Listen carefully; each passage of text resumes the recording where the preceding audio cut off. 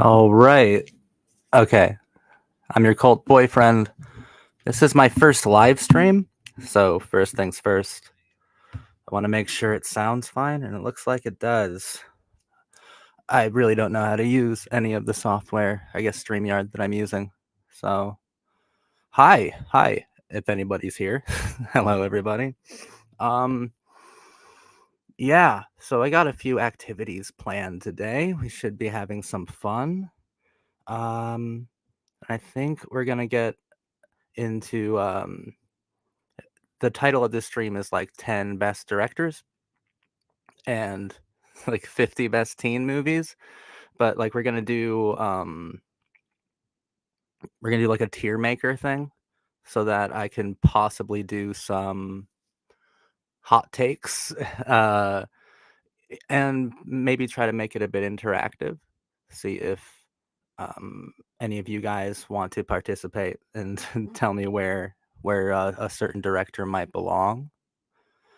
And I see some people coming in now. Let me see if I understand how to use this. I do. Um, are you almost done with season 4 of Gossip Girl? I finished season 4 of Gossip Girl like a very long time ago. The video's on the channel a couple months ago at least. Um, Kaiwan, Kaiwane, how would I say your name by the way? I see your comments a lot. I'm not sure how to say your name, but so I think this might be exciting. We can figure out where these pretty cool directors go. Um, Give me 1 second here. Oh, you meant Pretty Little Liars. Yeah. Um, I'm getting there. I'm getting there to the end of Pretty Little Liars. Uh, the season 4 video won't go up for a little while though. Um, it'll take a little bit of time for season 4 to get up there. So, but eventually it will. So that'll be fun. But I'm gonna start on this tier thing. Sorry if this is a bit awkward. I've never done a live stream before. Not really sure how.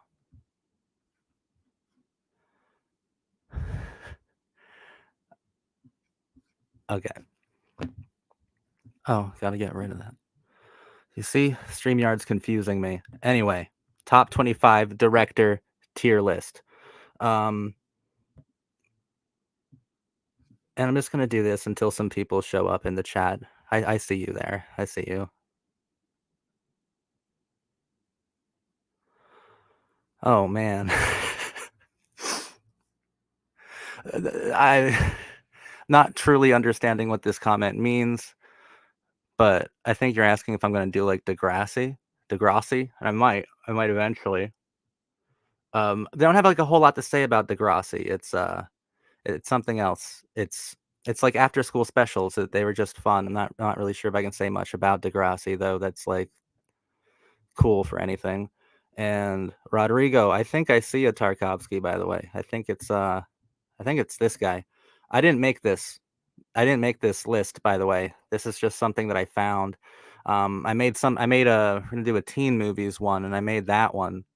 Um, but I didn't make the directors list. I just wanted to be fed someone else's selection. And this looks pretty like normie, I guess. It looks like Watch Mojo essentially, but it should be fun. But I'm pretty sure this guy right here is Tarkovsky, so I think we got him. It's not your fault that you didn't see him there, Rodrigo. He's hiding in a corner. But hey, what's up, Horrid Films? All right, so first up though, it looks like we got Ridley Scott. Um, so Ridley, I like, the obvious ones. I like Alien and Blade Runner, and I might even like Gladiator a little bit, but I'm not like a huge Ridley Scott fan. Um, Blade Runner and Alien are really good though.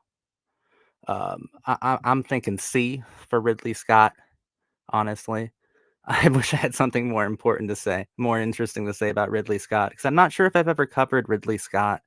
Uh, because honestly, I don't think there's a whole lot there. There's a lot to Alien and a lot to Blade Runner, but how much of, like, the substance of those films comes down to Ridley Scott, I really don't know. I really have no idea.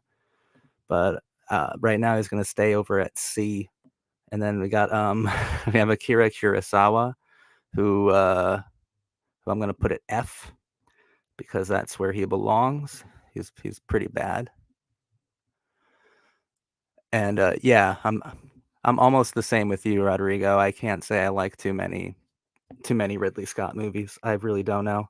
I like, Gladiator a little bit, but it's Alien and Blade Runner, and I'm not sure how much of that has to it's well, he's a good filmmaker. It's just I think the interesting parts of Blade Runner belong to, like, Philip K. Dick and Alien. Um, Ridley just stroke of genius with Alien, for real. Horrid films, are you saying, "Oh, boy," at, what's his name? Akira Kurosawa at the F spot? I think he's terrible. I think he's very boring. I think he's abysmal. I think he belongs in the F category, unlike our boy James Cameron. Um, I it's become kind of a meme with Akira Kurosawa. I just don't like any of his films. I used to like Akira, and then I realized that I didn't actually. Um, I realized that I didn't like Akira. Seven Samurai is super boring. Yojimbo is very bad. Rashomon is really overrated. I don't really like Akira Kurosawa. To me, he's like the Steven Spielberg of Japan. There's like not much to him. But James Cameron, I really like James Cameron, and I feel like I'm gonna have to do this. I'm gonna have to put Ridley down to D and James Cameron up to C. C for Cameron. James Cameron's really good. Excellent blockbuster filmmaking. He's just very good at it. Sorry if this live stream is coming off a little awkward or stilted. I've never obviously I've never done one before, but I think James Cameron belongs at a C. I think that he's a pretty damn good director. And this guy down here, Billy Wilder. I think. Well, I know it's Billy Wilder. Um, he's made a lot of good movies. Made a lot of good movies. Hold on a sec. I'm not looking up Billy Wilder. I'm just actually trying to make sure that this stream is going on. Yeah, looks like it's going on. Chat, what do you think of Billy Wilder? Do you he's either S, A, I'm sorry, he's either A, B, or C. He's certainly not a D or an F. Like Double Indemnity is really good, obviously, and Sunset Boulevard is great. I am a big fan of Cameron. You see, I'm a big fan of Cameron. I'm just concerned about who's gonna end up in the A and the B section, and then Cameron will look kind of weird, you know?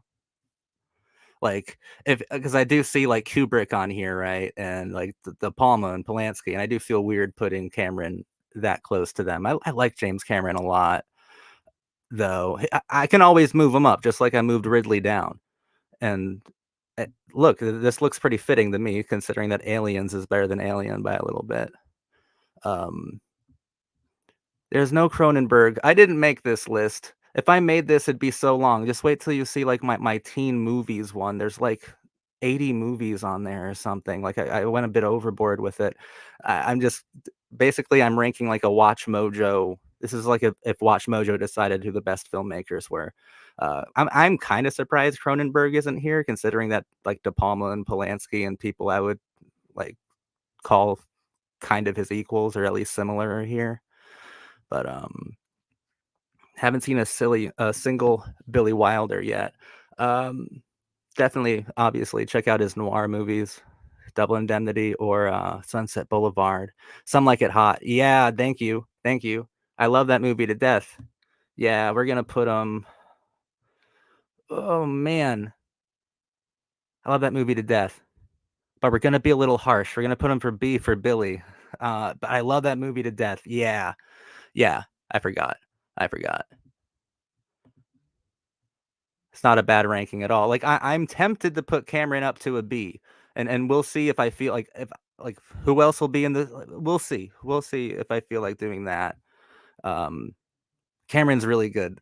Cameron's really good. And I do have, like, a 3-hour video about James Cameron on my channel. So, Roman Polanski. This is the first guy I'm gonna put directly at A.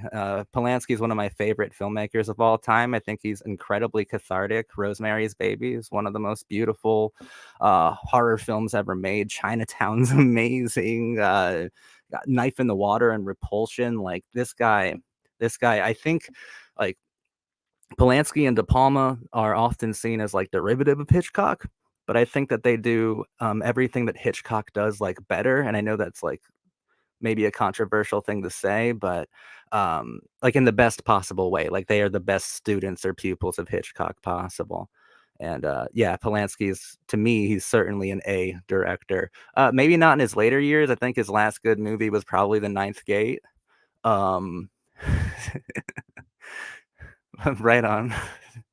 Yeah, Tennant would be so good if he wasn't the main protagonist. It still is really good, and I think that, like, since he is the main character, it kinda speaks to the catharsis of the movie.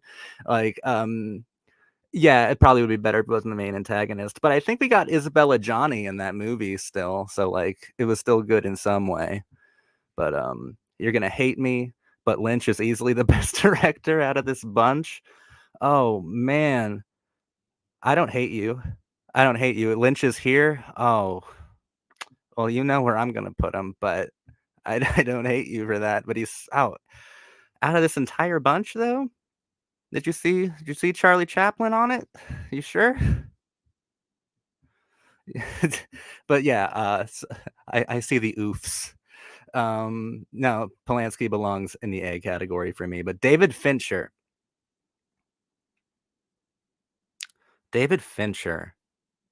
I like David Fincher.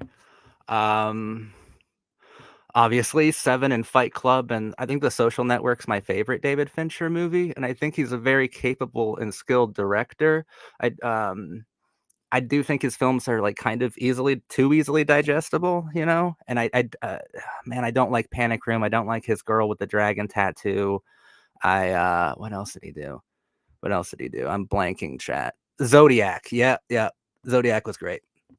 Zodiac was great, but like you just said there, he's gone down for me as well. I will figure out how to ban people on StreamYard, and you will be gone. I'm Charlie Chaplin could never make Fire Walk with Me, but imagine if he did.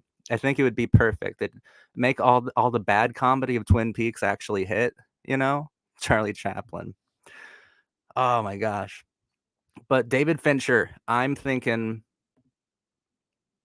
not thinking he's better than James Cameron, but I'm thinking he's better than Ridley Scott and certainly better than Akira Kurosawa. I'm gonna put him at C. I think he has kind of devalued, uh, I don't know, his legacy. You want to call it that? Next, we got Ingmar Bergman, ladies and gentlemen.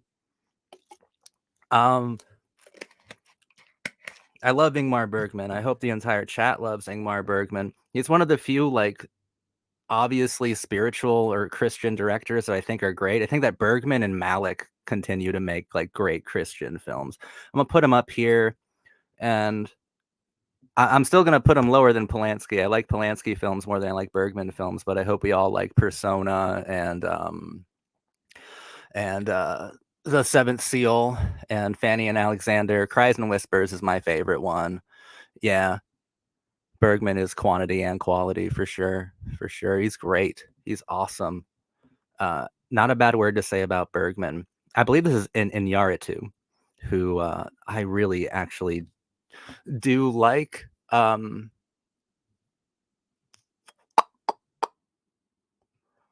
probably gonna put him at B, and B for Beautiful. Beautiful is one of the coolest movies I saw of the 2010s.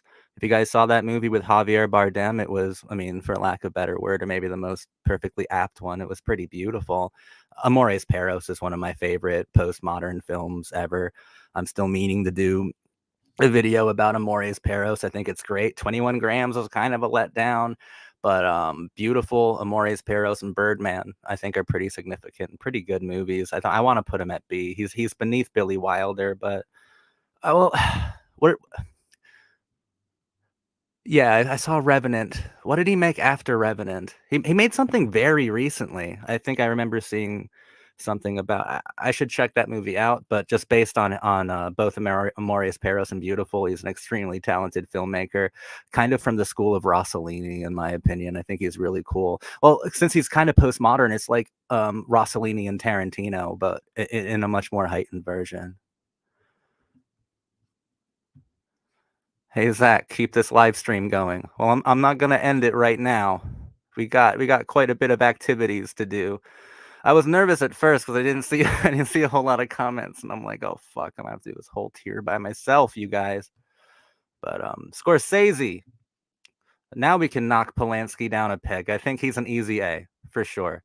A all the way through. I know I just said something about like Christian filmmakers, and the only two that I think are still really good are Bergman and Malik, but Scorsese also. I just forgot about him for a brief millisecond there. Is there any question why Scorsese is at an A?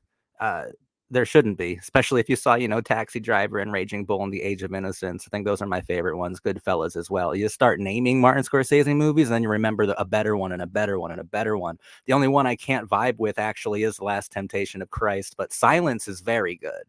I wish that Silence was his last movie. I have like a weird theory about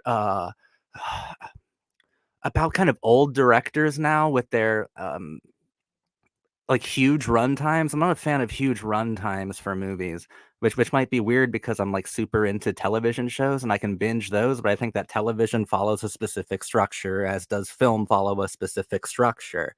And I think that films are being made like content now in a large way, and that like it's whoever can keep you on their platform the longest. I don't think Scorsese does that. I'm just setting this up as he makes these like bloated movies now that are super long that all feel like deathbed confessions, like The Irishman and Silence are like way too close. Like Silence should have just been his last film.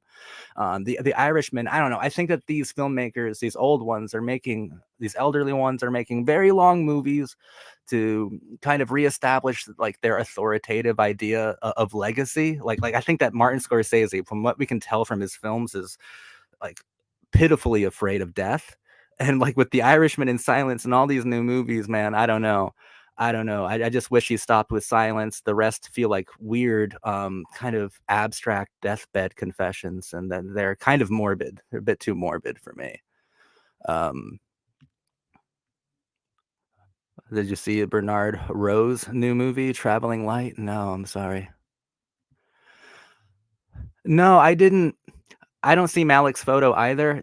This is the tier that I didn't make. I made a tier for teen movies that we're gonna do after this. I just typed into like tier maker to find one that wasn't like too long, and I found this one. Malik's photo isn't here. But I'd put him at an A or a B for sure. I'd like his first three films alone should grant him entry into the A category. It's just that every film he made after that, like I don't even like Tree of Life too much. I think that The Thin Red Line, Badlands, Days of Heaven are beyond masterful movies, and he certainly belongs here. Certainly belongs here. But I didn't make this tier list. Scorsese says he doesn't have enough time to make all the films he wants to. So I mean, I think that's in defense of what I just kind of criticized. I think this man is very very scared of mortality, I guess. Because like his films recently, even Wolf of Wall Street, I didn't really like that movie because I felt like Marty was pretending to be like this young and energetic filmmaker, and I'm just like, you're not interested in showing me this vulgar stuff. You want to show me silence? Show me silence, Marty. Don't pretend to be super young. We all die. It's fine. Malik's new movie is about Jesus. All of his movies are about Jesus, right? Like technically, or metaphorically, symbolically. And like just like Jim Caviezel, they'll go on to play Jesus. Like The Thin Red Line is certainly about similar things. But who's next anyway? Clint Eastwood. I went that long on Scorsese? Sorry, buddy. Clint Eastwood, I don't think is, like, a good director, but I don't think is a terrible one either. I just, I don't get a whole lot of, like, powerful screen grammar from his films, which is fine, I guess. I awkwardly don't see any John Ford in this list because I would almost liken him to John Ford, although John Ford was accidentally, like, brilliant and innovative and, like, basically the architect of everything that we know about cinema. Clint, I can't say that about, but he's not a terrible director. He's a serviceable one. He's an entirely serviceable director. I don't think that his composition, if there is any composition, arguably there isn't any composition, but if there is, it doesn't add to any sort of poetic meaning in the movies that he makes. But Bat Devil Spawn. It's been a little while. Nice to be here, Zach. Also, the 90s was the last time Scorsese really had creative juices. This century has been mere lesser retreads. I would agree, except Silence, like, Silence is very good. Gangs of New York, really good. The Departed is okay. But I agree. The 90s was the last time I think he had like that genius juice, right? Like for sure, like, or maybe innovative juice, because while I like Silence, I don't think it's innovative, I don't think it's, like, pushing the needle forward, um, but I do think it's an incredible film, and, who's next? The Coen brothers. Um, Chat, I need your opinion, where do we put the Coen brothers? Because they've certainly fallen off in recent times. Um, love Fargo and Miller's Crossing and The Big Lebowski and, Blood Simple. Burn After Reading was really good. Coen Brothers. So you're a big Coen Brothers fan. I'm thinking about B tier for sure. Yeah, yeah, B tier if like Iñárritu is there, for sure. Coen Brothers can hang, and they can hang philosophically too. Um, I'm still cool with this order though. But they can hang with philosophically as well. They were like really good existentialist, absurdist, cosmically pessimist filmmakers or whatever. They were really cool. Or C tier for Cohen's. We'll see. We'll see. A lot of A's in Cohen. They made a lot of good work. It's just made a lot of good work. But I don't find myself thinking about their work too much anymore. I feel like it was really significant for me to watch Coen Brothers movies when I was like a lot younger. Um, those themes I just talked about, those like comically pessimistic, like absurd themes, like those Sisyphean themes, they meant a lot to me when I was younger. So I do think that Cameron's gonna stay at C, by the way, considering, yeah, C for Cohen and Cameron. And also, I saw Quentin poking out. I'm sorry, I'm putting him directly at A. I'm putting him just beneath Billy Wilder.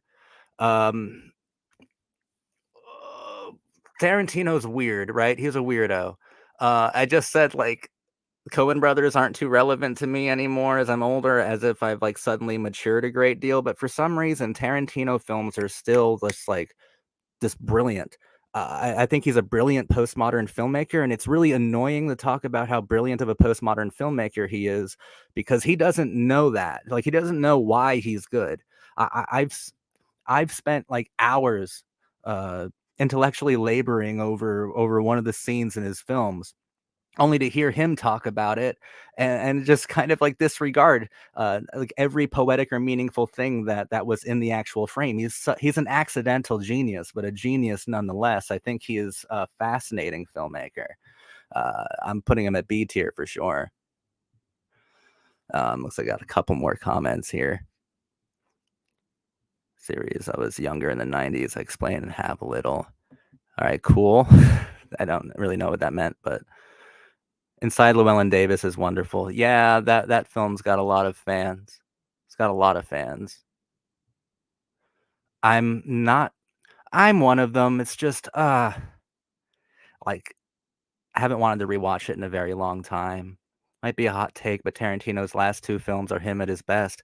It's fine, I'll accept all Tarantino hot takes. I mean, it's better than my lame vanilla take, which is that Pulp Fiction is the best one, blah, blah, blah. I think Tarantino's really damn cool. For sure, for sure. There is no Abel Ferreira in this lot. Not even Paul Schrader, no.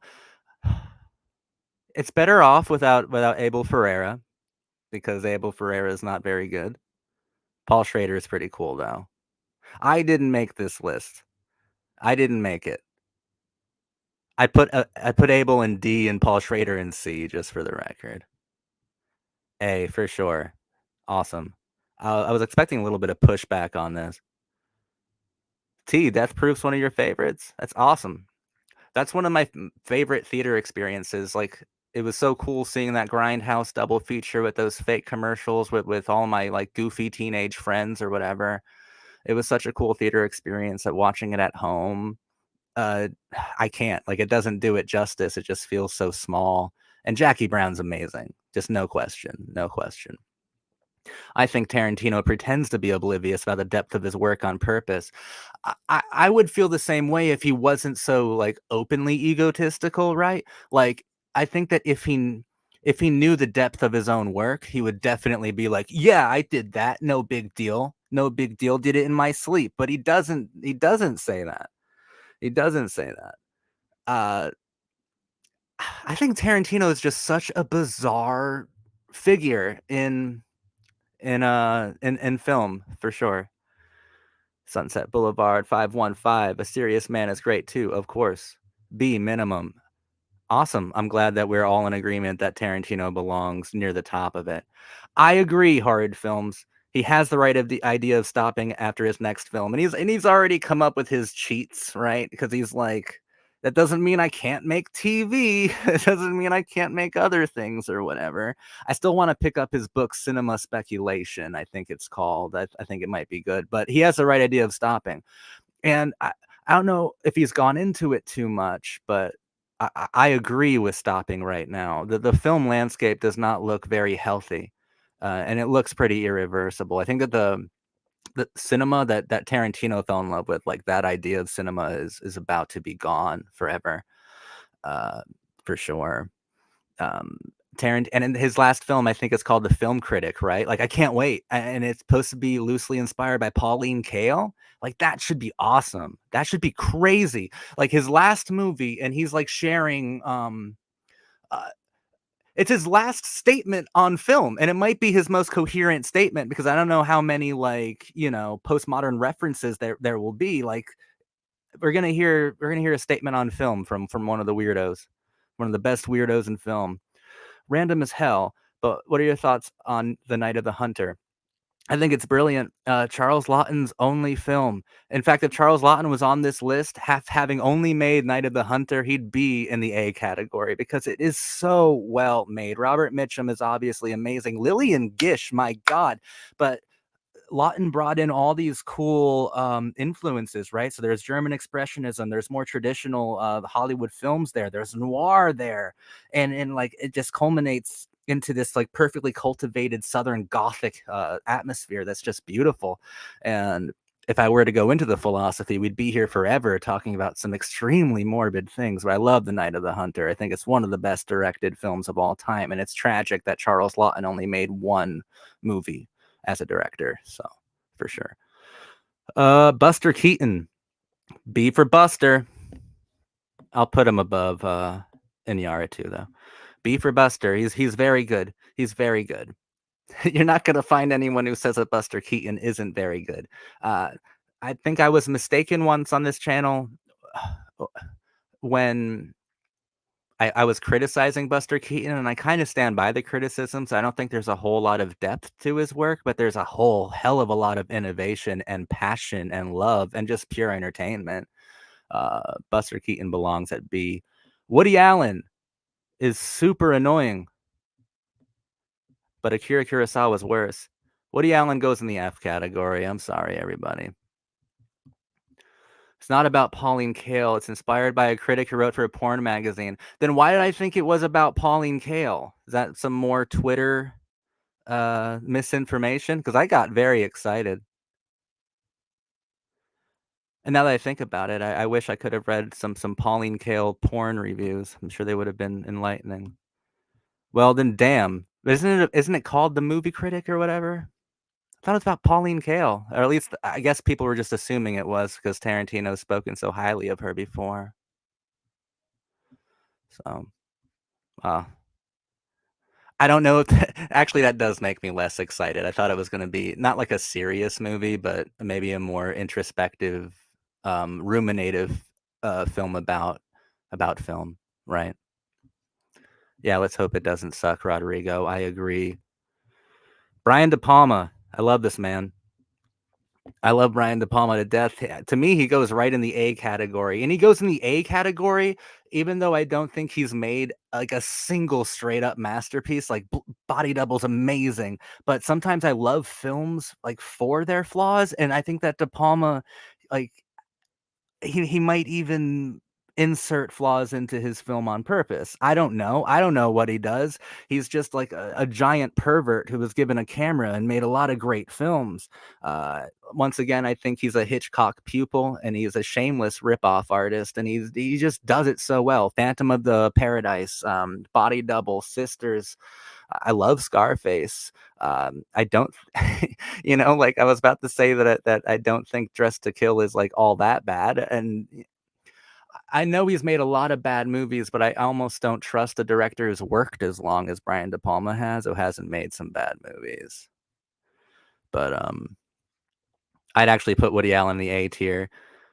After that, like Scorsese, he merely apes himself. At least Allen's movies stay small, and like Bloated later Scorsese. This is very true, and I think I have very superficial reasons to despise Woody Allen, and I mean it is completely superficial.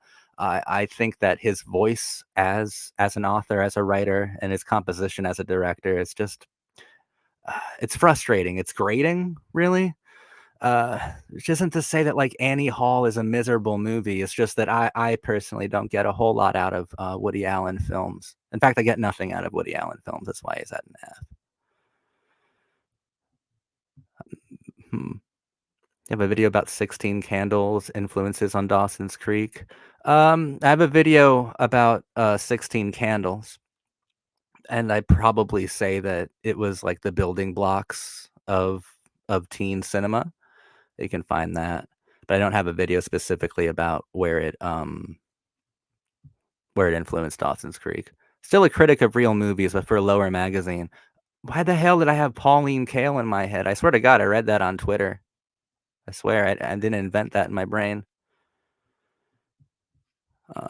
Blowout, yes. I didn't even say Blowout. Blowout is perfect, but Body Double is better for sure. De Palma means less to me now than he did when I was younger. Self-reflexive exercises on a narrow slice of cinema doesn't interest me anymore. I hmm. How truly like self-reflexive is it though, right? Like how truly? And it's like a narrow slice of cinema only because Brian De Palma cut cinema that small, you know? It's so much fun watching his movies because it's like you could have pulled off all this other stuff, but you deliberately chose to cut out such a small slice of cinema to place all this stuff on. I think it's pretty cool. I think that Brian De Palma is a really good example of how like cinema isn't about like beauty or profound meaning necessarily. That cinema is probably exploitative. It's probably one of its first descriptions is exploitative, and I think he's like an elevated B movie filmmaker, but that elevation. A lot of genius. I know he's a visual stylist first and foremost, and I think that's what you're talking about. And yeah, sure, but I like how narrow it is.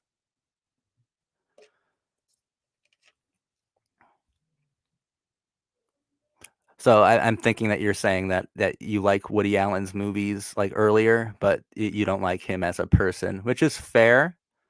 Which is fair. We don't have to like him as a person. Being Pauline Kael is just rumor speculation. And then Tarantino came out and was like, no, no, no, no, no. It's about it's about a porno mag.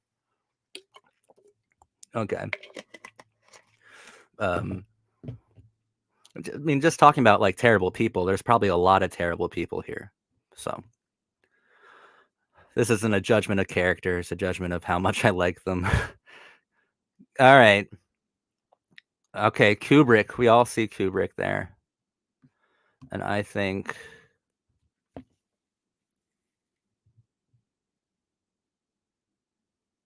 I want to seem cool and contrarian and put him at B, but I'm just fooling myself. Kubrick's an A filmmaker, obviously. I was gonna try to be like at least a little contrarian and criticize that a lot of people accuse him of being a cold filmmaker, and I think that's because he is, but at the same time, there's nothing wrong with being a cold filmmaker. That's like the biggest criticism you can have towards Stanley Kubrick, and even then, I don't think it's that critical. I think that cold voices are entirely necessary in art, but just talking on the grand scope of things, Eyes Wide Shut is one of my favorite movies, and it's definitely Kubrick's best movie. But like, I was just talking about Full Metal Jacket earlier and how incredible some of the symbolic layering is, and yeah, Kubrick's an A filmmaker. He definitely is. I like Kubrick a lot. Terrible people here. No, I'm sorry if that. I think you're joking, but just to make it clear, terrible people on this tier list. This was brought about Woody Allen's like personal life. Somehow we didn't bring anything up with Roman Polanski, but I'm just saying that a lot of them are probably pretty bad, and this isn't a judgment of character. But no, I don't mean you guys. Love you guys. I think I don't know. Maybe that's a bit strong. Now we have Tarkovsky. Now we have Tarkovsky. Everybody. Um, I I, I like Malik's interpretation of Christianity uh a lot more. I tried like the last Andrei Tarkovsky movie I watched. What was a rewatch of Andrei Rublev that Jane from Style is Substance and I did on the channel, and I expected to go into it like loving it like I used to, but I came out of it just so frustrated with Tarkovsky's ideology, with his philosophy, and even with some of his composition, like how ruminative it wasn't hitting me anymore. Um, I guess that, like, ruminative kind of meditative cinema just doesn't it just wasn't working as well for me, uh, which is weird because I think Malick does it perfectly fine. Maybe because Malick's is more controlled and has more of, like, a vision behind it, whereas Tarkovsky truly is ruminative, like, he really wants you to get lost in thought looking at a puddle, whereas Malick has, like, a reason for you looking at a puddle. I don't know why that was my big example. But this is just a big way of me saying he's going at the top of C because I revisit Tarkovsky movies and like I remember thinking that his philosophy was so cool and complicated and stuff when I was younger. Uh, and then when I get older, it's kind of just I think it's kind of ultra simplistic, like Christian theology, honestly. Now. I think that his movies are, like, still pretty I don't know. I don't know, I've been having a lot of trouble with Tarkovsky lately. I'm afraid to revisit something like Stalker, right? I'm afraid to revisit Stalker or Solaris that I love so much. I love those movies so much. I'm afraid to revisit them because I think I'm gonna go, "Oh god, I I can't stand this approach anymore. I can't stand this mentality anymore." I'm kind of afraid.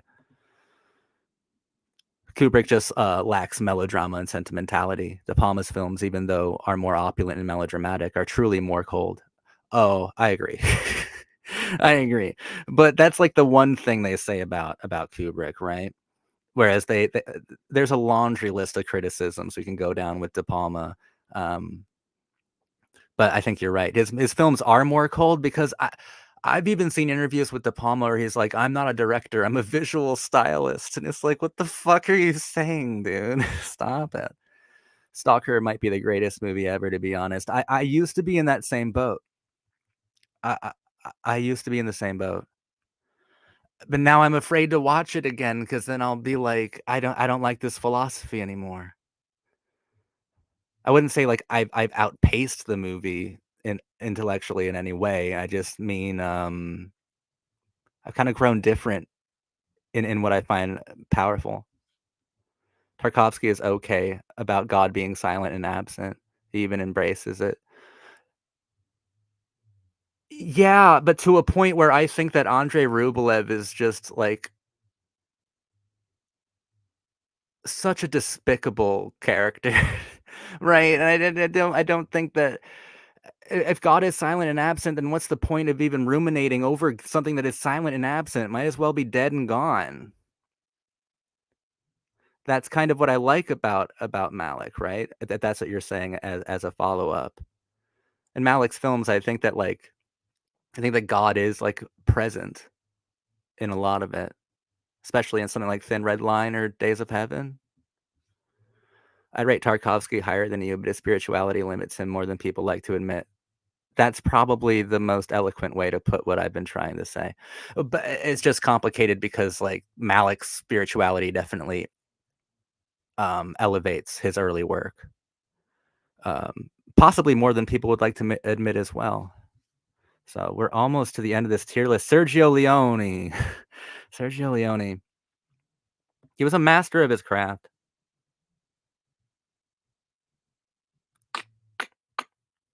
You guys, is Sergio Leone better than uh Billy Wilder? What do you think? Probably not, because if I'm talking about master of his craft, he's a master of the Western. I think Once Upon a Time in America was a great gangster movie, but that's like the one time he masterfully stepped outside of his comfort zone, honestly.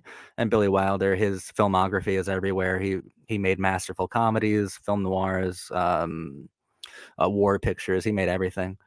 Sergio Leone, though, yeah, he's a phenomenal filmmaker. I think he belongs in the B category right now. Uh, I love his stuff. You think he's A? I don't. I think he's B. I think he's a B filmmaker, which by the way isn't like isn't is not is not a criticism because I'm putting him above Tarkovsky and I guess Kurosawa and stuff. It's not like a huge criticism. He has one of my favorite quotes a director ever did. I probably don't remember it correctly, but it's something along the lines of when I was younger, I believed in love, communism, and dynamite, and now I only believe in dynamite. I thought that was a great quote by him. I think we agree. I mean, I don't think he's an underrated master of dark human nature. I think that's what makes his westerns or his films in general, right, just so good. I think, but maybe I agree with you in the sense that when people talk about Leone, they talk about maybe the just the visuals or the music or kind of the more superficial qualities. When like his films have a great psychology to them. They really do. They really do. Um, Francis Ford Coppola. It's so weird, right? Because for a good portion of his career, he was A tier, and for another good portion of his career, he was D tier, which makes him come out to the middle somewhere. Or is like the conversation in The Godfather and Apocalypse Now, are those good enough to grant him entry into the A tier?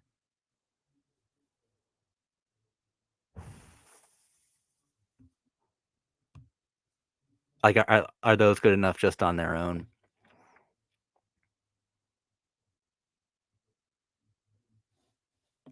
I don't think so.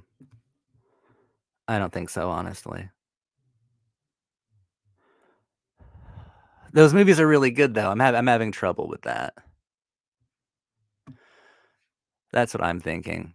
I'm thinking his '70s output, yeah, at least to B tier. You know, and I'm conflicted because 'cause I'm like, "Man, the conversation could push him into A tier all on its own, for sure, at least, but I think B tier is probably best, and I'd put him just behind Leone and ahead of Tarantino. David Lynch goes in the F tier. above Akira Kurosawa. Thank you. I actually love The Outsiders. The Outsiders is like a post-70s work that I think is, very, very, very good. And so far as Godfather 3, I like, the kinda re-release he did where he recut it, where when Coppola recut it. I like, Godfather Coda: The Death of Michael Corleone. Thought it was good. I do like The Outsiders. I forgot The Outsiders existed, but The Outsiders isn't enough to push him up from the B spot. Like, The Outsiders is good, but I think he doubled down on it with Rumblefish, and I hated Rumblefish. So, Hitchcock.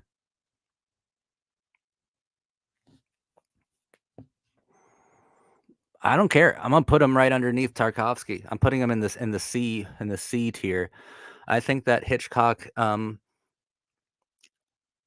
I think that Hitchcock was a lot more passé than people like to admit. I think he may have done a lot of innovation in the 40s, late 30s maybe.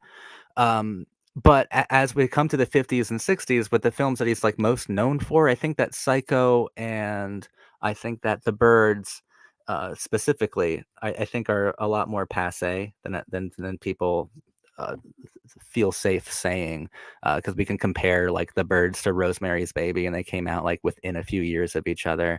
I think that Hitchcock was very good, but I think he was more so, to me, a stepping stone for people like De Palma and Polanski. I think he was an entirely necessary piece of film grammar, and I do still like some of his films, like Rebecca and Shadow of a Doubt. I do like. I just think that his students did it a lot better and kind of transcended Hitchcock's limitations. And he did have quite a few because he was a seemingly pretty like maybe not neurotic, but he had a lot of insecurities, and they kind of came out in his filmmaking. And I also hate Vertigo. I think that that's a very bad movie. So, who do you hate more, David Lynch's films or David Lynch's fan base?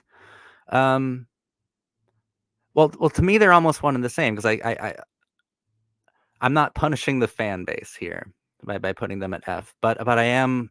But when I watch like Twin Peaks, like the annoying fan base that he has is the only possible fan base that you could have got from that. You know,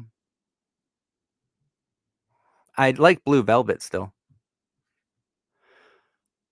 Popcorn entertainer for his time. I was thinking about saying that, and I was trying to find ways not to, but I mostly agree with you. Hitchcock is a mostly popcorn entertainer for his time, with a few select films pushing beyond that.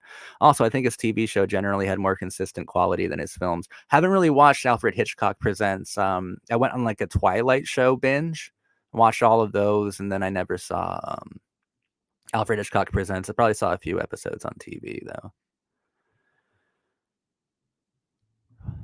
for sure. Yeah, I'm just not a big Vertigo fan. Inland Empire is great. Come on now, you pick like one of the most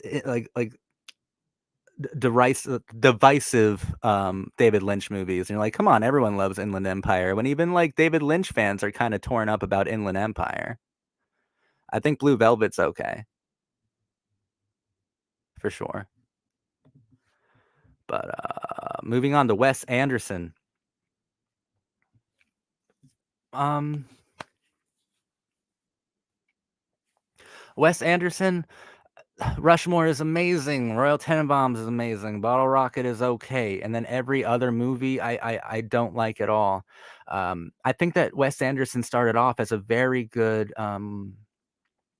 director of comedy, and then after the Royal Tenenbaums, he got so obsessed with his own style, hyper focused on it, and to such a terrible degree that like the humor that the comedy was lost within the style, and his films stopped being funny anymore and just started being kind of cute and twee. But but I like Rushmore and Royal Tenenbaums enough to put him at the very end of the C list here for sure. I say for sure a lot when I'm streaming, I guess. Steven Spielberg.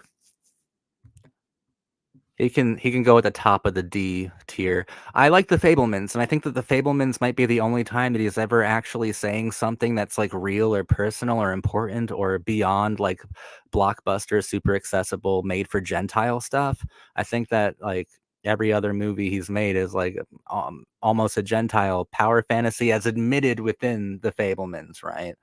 Um, and I've said this a couple times. I can't think of a single Steven Spielberg movie, like, outside of The Fablemans that I like that I didn't originally watch as a child, and I don't trust that kind of, sentimental, mentality. I don't trust it at all.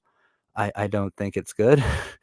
Um, I I don't think he's great, and also I like to look at impact of directors, and I think that if anything, Steven Spielberg has negatively impacted cinema, and that Hollywood is literally caving in on itself because it can't support all of the massive bloated blockbusters that were born of Spielberg.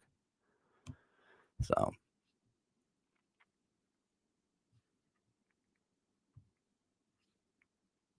I remember a bad video where one tried to argue Twin Peaks was morally superior to shows like Sopranos and Matt morally superior, wow.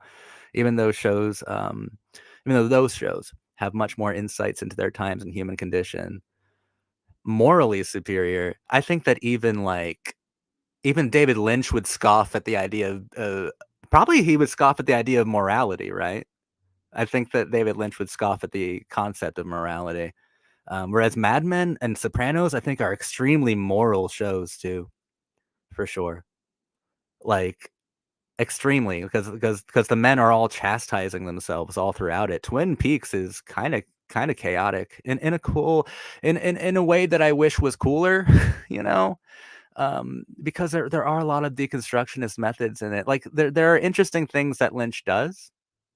I just, don't trust a certain thing about him, and it's the idea that I don't and I get pushback on this criticism. I always my way of doing, like, surrealism or absurdism is that to me it's kind of important for you to demonstrate as a filmmaker that you understand the way things normally go, like, in order for Donald O'Connor to dance on the wall and singing in the rain with any sort of impact, you have to show him dancing on the floor first. So that you kind of lay the foundation, like, so that you prove that you know the way something's supposed to go before you turn it on its head in an ironic way, or else I don't even know if you're being ironic or even if you meant to. Which is why I think Blue Velvet is okay, because I think there are certain parts in that certainly demonstrate that David Lynch knows how a normal noir or crime film's supposed to go, and he inverts it. Most of the time, it's just like this almost stream of consciousness stuff, which I don't even buy stream of consciousness on cinema because cinema has so many moving parts. There's a lot of stuff with Lynch.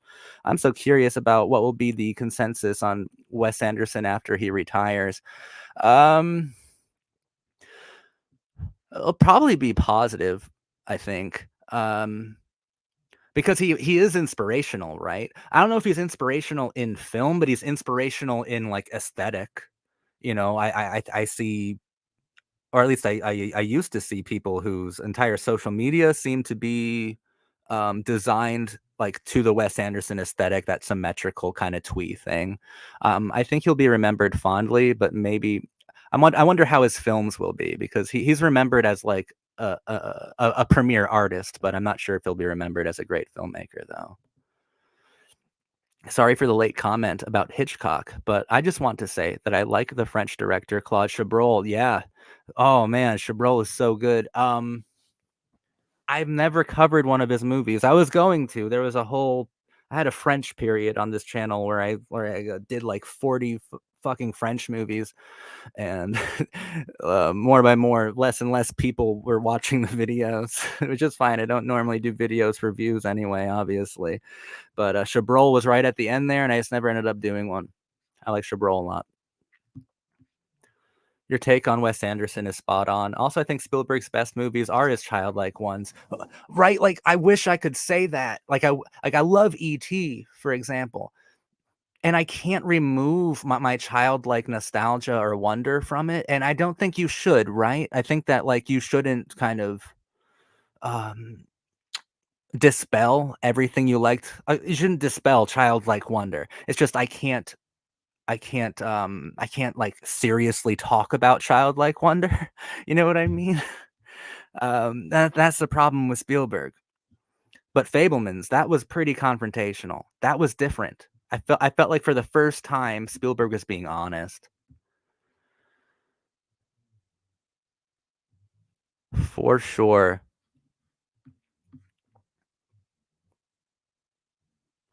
Yeah, Mad Men was really good. Mad Men was good.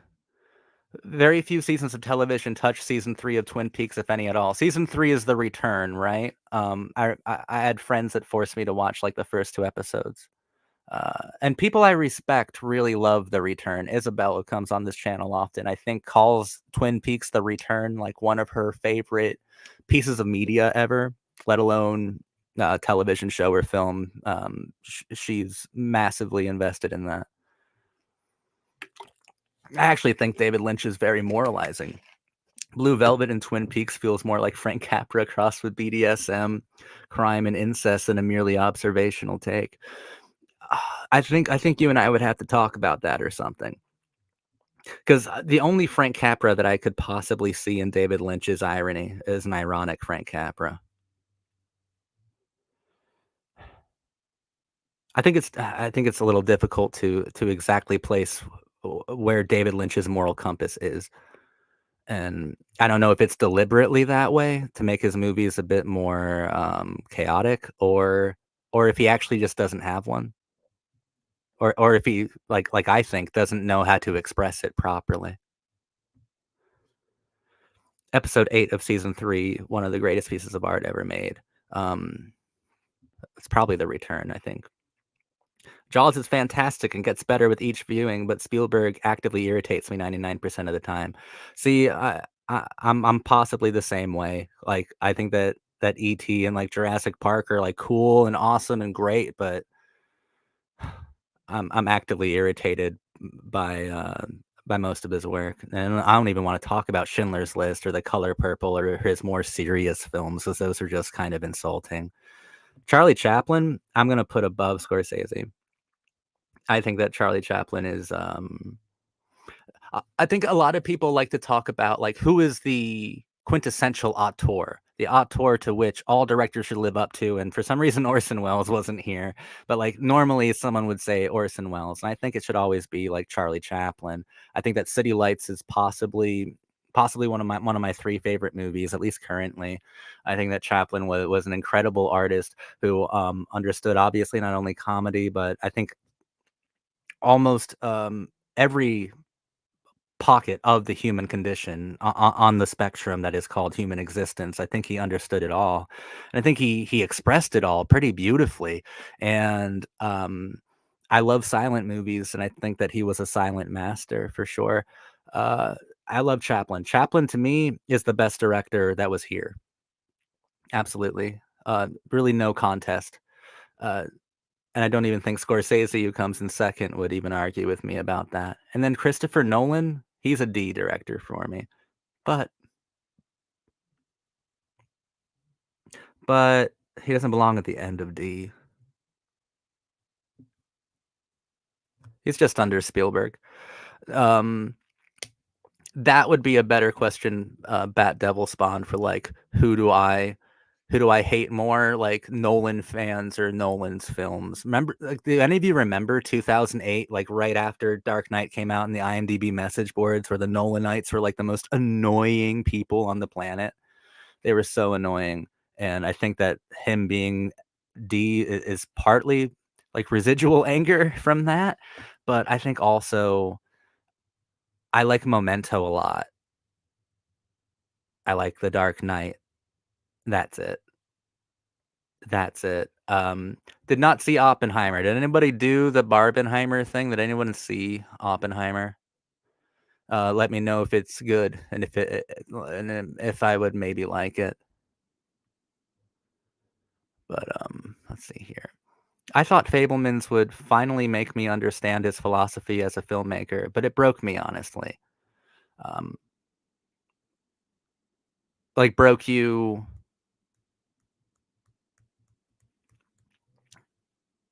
I think you would even say you hate him as an artist? Yeah, yeah, okay, so, like, Spielberg is also admitting to being a psychopath in Fabelmans. I have a video analysis of Fabelmans where I'm like, "This is like a murder confession. This film feels like a confession." Like a confession that's dripping blood red. Big Tenet fan we got, okay. Um, I didn't watch Tenet, so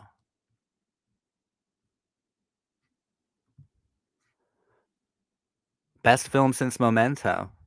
Alright. It seems like the film that he might have been, like, born to make, like Oppenheimer, like, it seems like maybe a quintessential Nolan movie, which I might catch. Even when I was obsessed with Nolan, I could never get into Inception because it always felt like something very important was missing, and then I watched Paprika, and it all made sense. Well, I'm not a big Paprika fan, but Inception obviously was missing any sense of imagination. Inception is just such a boring film about dreams that makes me wonder if Christopher Nolan has ever dreamt before. Yes, I did it. I did Oppenheimer. It's pretty good. It's basically liberalism versus social and how okay. How much so you liked Oppenheimer. Good, good. All right, cool. Oppenheimer was all right. Nolan's directing style is a bit overbearing at times, but the set pieces are obviously great. Do you feel the does it feel like a 3-hour long movie? Like, do you feel that length or, like, does it work? Like peak '90s Oliver Stone. Oh, interesting. Not a fanatic. That might mean it's not as good. I need my JFK done by a fanatic. It does. You do feel the runtime a little bit? Alright. I'm still gonna probably watch it, but maybe in sessions. I like Cillian Murphy a lot, so he's lucky that Cillian Murphy is one of his muses. But, yeah, that's the director tier list. We did it. Hold on. Yeah, there it is. So in the A tier, I put, Chaplin, Scorsese, De Palma, Polanski, Bergman, and Kubrick. B tier, Billy Wilder, Leone, Coppola, Tarantino, Keaton, Iñárritu. C tier, Tarkovsky, Hitchcock, Cohen. So we just went through this. I'm not gonna name them all. Um, I didn't make this, I didn't select these groups of people here. I think that maybe Charlie Chaplin is one of my favorite filmmakers, but like so is someone like Frank Capra who wasn't here. Max Ophuls is one of my favorite filmmakers. Jack Tati is one of my favorite filmmakers. Jacques Demy is one of my favorite filmmakers. Truffaut, Marcel Carney. There's a lot of filmmakers that I would like probably put on my own top 10 list. G.W. Pabst, King Vidor, who aren't here, but this was fun to do. Um, so let's see here before I go on the next one. Ultimately, both Barbie and Oppenheimer felt much emptier than the filmmakers realized. Both gorgeous movies with basically nothing under the hood. Barbie did interest me. Um, but I've never seen a Greta Gerwig movie. I don't know. I don't know. Barbie interested me, but not enough to make me go spend like $15 at a movie theater. At least with Oppenheimer, I'll be spending half a day there. I heard that Gosling is great. I heard it from people that I respect. Um, I'm not sure what you're saying, but I'm gonna do the entire Pretty Little Liars show, so I'm not gonna quit doing it anytime soon. Okay.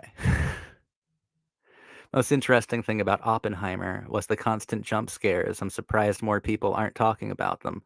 I've never it's the first time I've ever heard that that there's jump scares in Oppenheimer. You like Greta Gerwig, cool. Yeah, I've somehow never seen one of her movies. I feel like Lady Bird is the one that I should definitely see. Greta Gerwig is a better actress than director, and I think she's a decent director. Words of praise, words of praise. There's a match lighting jump scare. Oh man, better hide. Better hide. Okay, wait. I'm still getting the hang of this. Hold on. Because now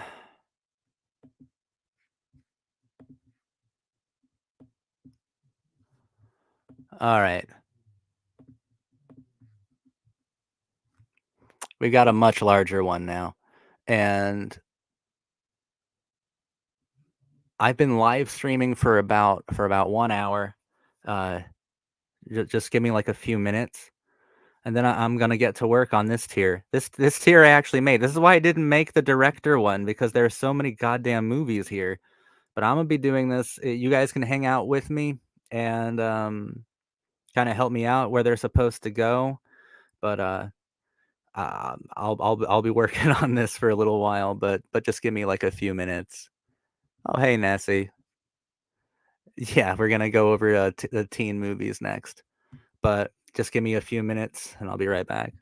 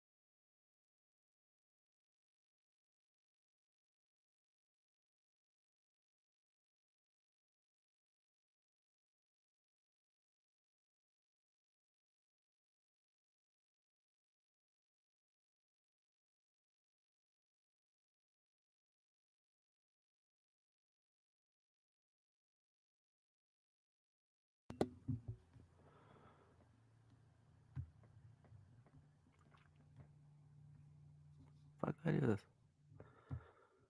All right, I'm back, everybody. I had to take a smoke break, but now we're ready to do this. This tier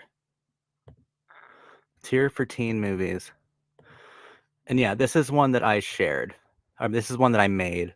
You might see a lot of movies on here that that shouldn't be here, in your opinion, and there are probably a lot of movies on here that should be here that aren't. Like, I'm already thinking of a couple that should have been here but aren't. So, but I already had so many. I already had so many movies here. But let's see what was said when I was gone. Scream, Doom Generation, and Lost Boys, probably my faves out of this bunch. Those are all good ones. Those are all great ones. Oh boy, I see Scream 5 on here. Yeah, it's not the best movie ever. Uh, I hate it. I hate it with all of my heart. But yeah. Anyway, so let's get started. It's a pretty big fucking tier list. Maybe I'll like crop this out for a video or something. But I want to thank everyone who has shown up, even just for a few minutes here. But no way. Scream 6 is worse. I do believe it. I do believe it. I do believe that Scream's dead. I mean, it's gone. It's gone.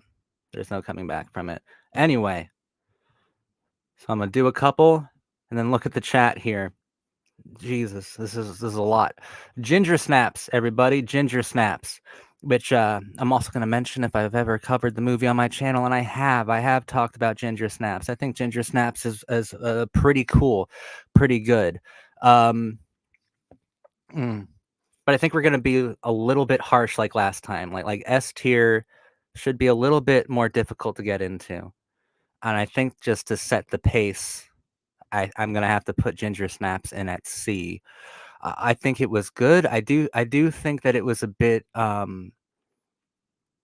it it held back in some awkward ways, and I do think that other films of its kind did it better. I'm thinking of The Craft and Jennifer's Body. I think are kind of just improved ginger snaps for sure. Um, I totally agree. Nessie Scream is dead. Yeah, comfort movie. Comfort movie. And there's nothing wrong with being a C. And if you noticed here, I don't have an F because I don't actually believe that any of these movies are completely terrible. Band of Outsiders is not a teen movie, right? But every time I think about it, I think of it in a very adolescent way. I think I think it is kind of Godard's like coming like a coming of age movie for Godard, and like most importantly, we're going to be talking about E to Mama Tambien later.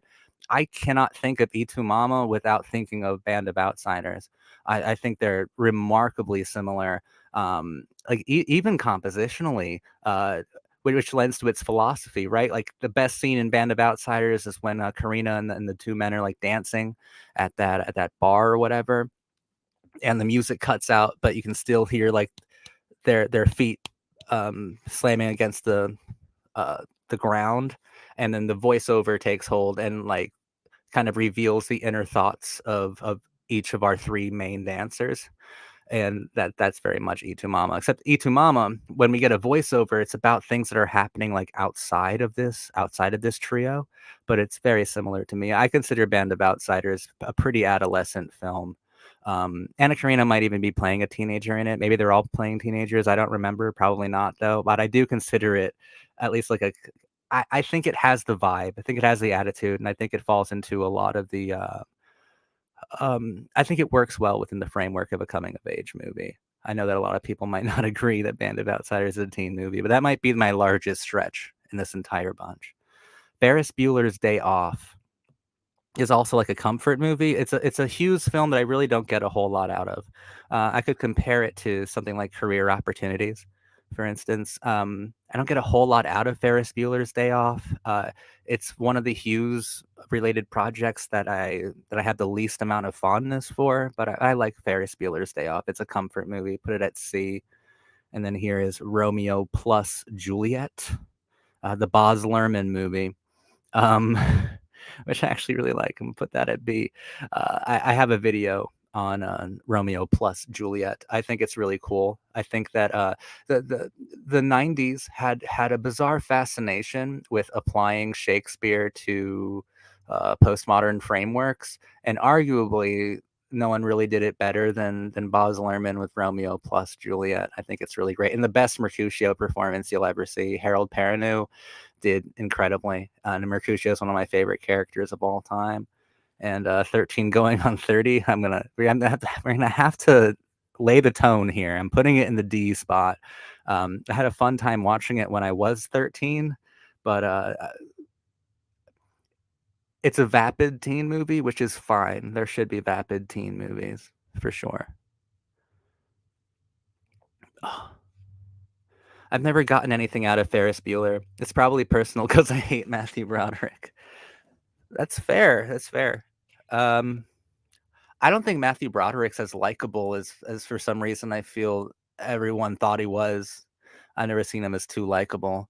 Um, Ferris Bueller's girlfriend in that's really good though, and so is Cameron. Like there are good things in it. It's just like you, I didn't really get a whole lot out of it either. But it's not D tier. I actually think Romeo plus Juliet is better than the original play because of its updates to one of the Bard's lesser plays. Uh, I think it's on par with the original play, or maybe the most fun and postmodern answer you can have is like that meme of Pam from The Office looking at two pictures and then going to the same picture. I think that they kind of effortlessly speak to each other, the text and the film. I think it's really cool. Oh, continuing with Scream, one of my favorite movies ever. I'm putting it in the S. One of my favorite movies ever. I've talked about Scream a lot on this channel without having made a video devoted just to Scream. It gets brought up a lot because it was that much of a it was that much of a phenomenon, that much of a massive behemoth movie. Um, I don't really feel like going into all of the reasons why I think it's perfect right now, right here, but I think it's super complicated, and I think that it's just one of the best movies ever made. I love Scream to death. The Rules of Attraction. Mm,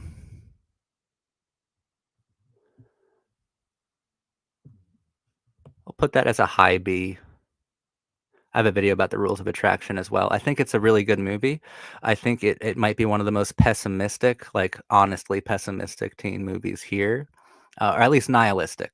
It's definitely one of the most nihilistic teen movies we're covering. The problem with postmodernism is that one of the places it directly leads you to is nihilism, and Roger Avery just decided to bite the bullet and go directly there. It's a very good film, but it's a film that is the very challenging and confrontational and exhausting, but it's really cool. It's really nice. Mean Girls.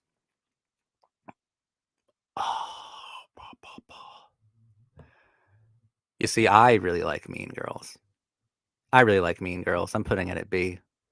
It means that this is probably mostly for like sentimental value. I have a video about Mean Girls, probably mostly for sentimental value. I had probably the greatest theater experience of my life at 14 watching Mean Girls with basically my entire high school at the local movie theater. It means a lot, and I do think that there's a fair amount of depth to it, and I think the jokes still land. And I think that Lindsay Lohan was incredible in the film. And then Easy A, I'm not a big fan of Easy A. That's going in the D category. Not the biggest fan of Easy A. And then SLC Punk is very good. I'm gonna put that right next to Rules of Attraction. SLC Punk. I don't have a video about SLC Punk. I kind of wish I did. I really love that movie. It's weird watching it now. You see all the comedy, but watching it when you're like 12 or 13 and you're like a wannabe punk rocker, it's like so much more serious.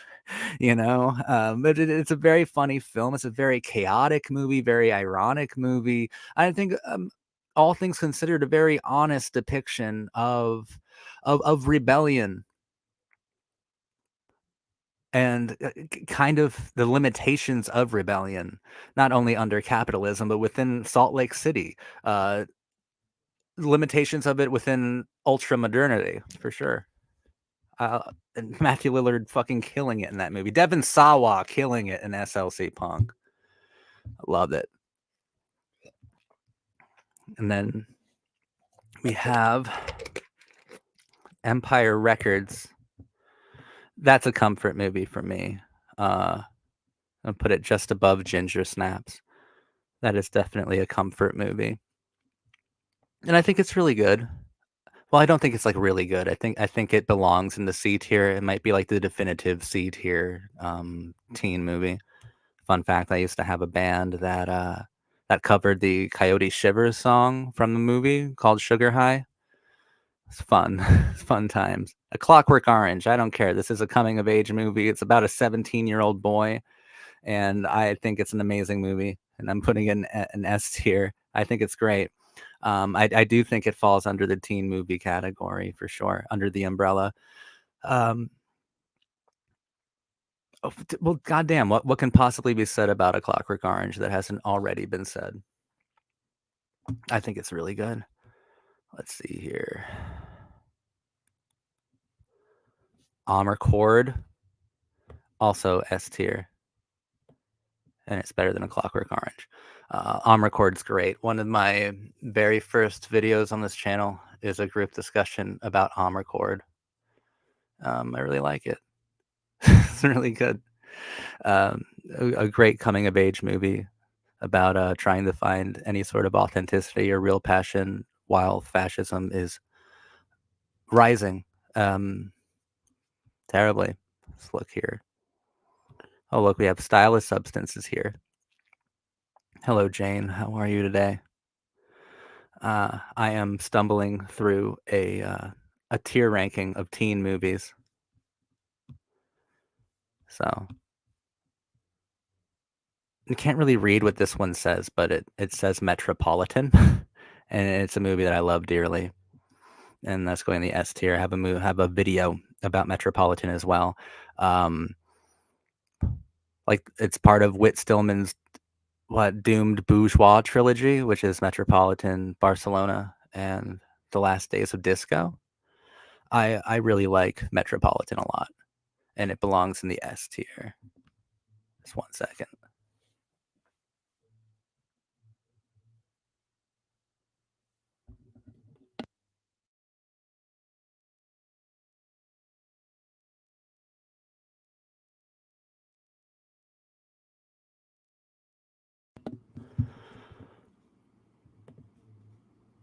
All right. Oh my gosh. Sorry. All right, we're back.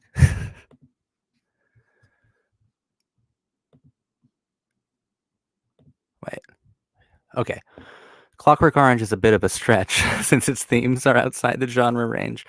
I know it's a stretch, but I definitely think it's not too much of a stretch, actually. I don't know what the fuck I'm saying. The book's ending makes it more of a coming of age story than the film's version, though I think the film is better. I think the film's better as well. I have read the book. Um, and while I like the book, I like Kubrick's changes to the ending a lot more. Um, like it goes outside of the genre's range, but not really, especially if it's about if a large part of coming of age is kind of correcting poor behavior, like poor adolescent behavior, then like the Clockwork Orange might be the most textbook example of like the dangers of even attempting to do that. But but I have read the book. I like it a lot. I just have to agree with Bat Devil Spawn about the film being better. Cruel Intentions, I think is great. And I think that the A tier is looking a little lonely, and I'll put it there. I think it's wonderful. Have a video about Cruel Intentions as well. I love it so much, and it's wild how well Dangerous Liaisons, the old French erotic novel, how just perfectly it fit into the year 2000. It's incredible. I love Cruel Intentions. It's amazing. It's fucking astonishingly good. Detroit Rock City, there's another comfort movie, but I'll actually put it like at the top here. So that's such a cool movie with Edward Furlong and James DeBello, and I think Giuseppe Andrews and Natasha Lyonne are in it too. I think about a bunch of burnouts going to a Kiss concert or trying to. I just think it's very fun. It's nostalgic for me. There's sentimental value there. I like Detroit Rock City a lot. Manic. I'm not sure if too many people have seen Manic. That Joseph Gordon-Levitt, Zoe Deschanel, and Don Cheadle kind of one flew over the cuckoo's nest for violent and self-destructive teenagers. It means well, but it's actually like a pretty damn poor movie, and it's kind of frustrating because I kind of like the composition. It's got that documentary handheld approach, and Michael Bacall, who was one of the writers of the movie, also acted in it, and his character was wonderful. His character is very good. If only every other character was as good as his. Uh, it's just it's one of those films that is constantly preparing to make not only a great statement, but simply a coherent one about the teenage experience, and it's just remarkably inarticulate. Manic, I think, could have been really good, but it's in the D tier. It's in the D tier with A Cinderella Story, starring Hilary Duff and best boy Chad Michael Murray. I like Chad Michael Murray, but um, that one isn't like too great. But I don't think it's terrible. So there's no F. D is still like fun to watch. D is still pretty cool. Rebel Without a Cause.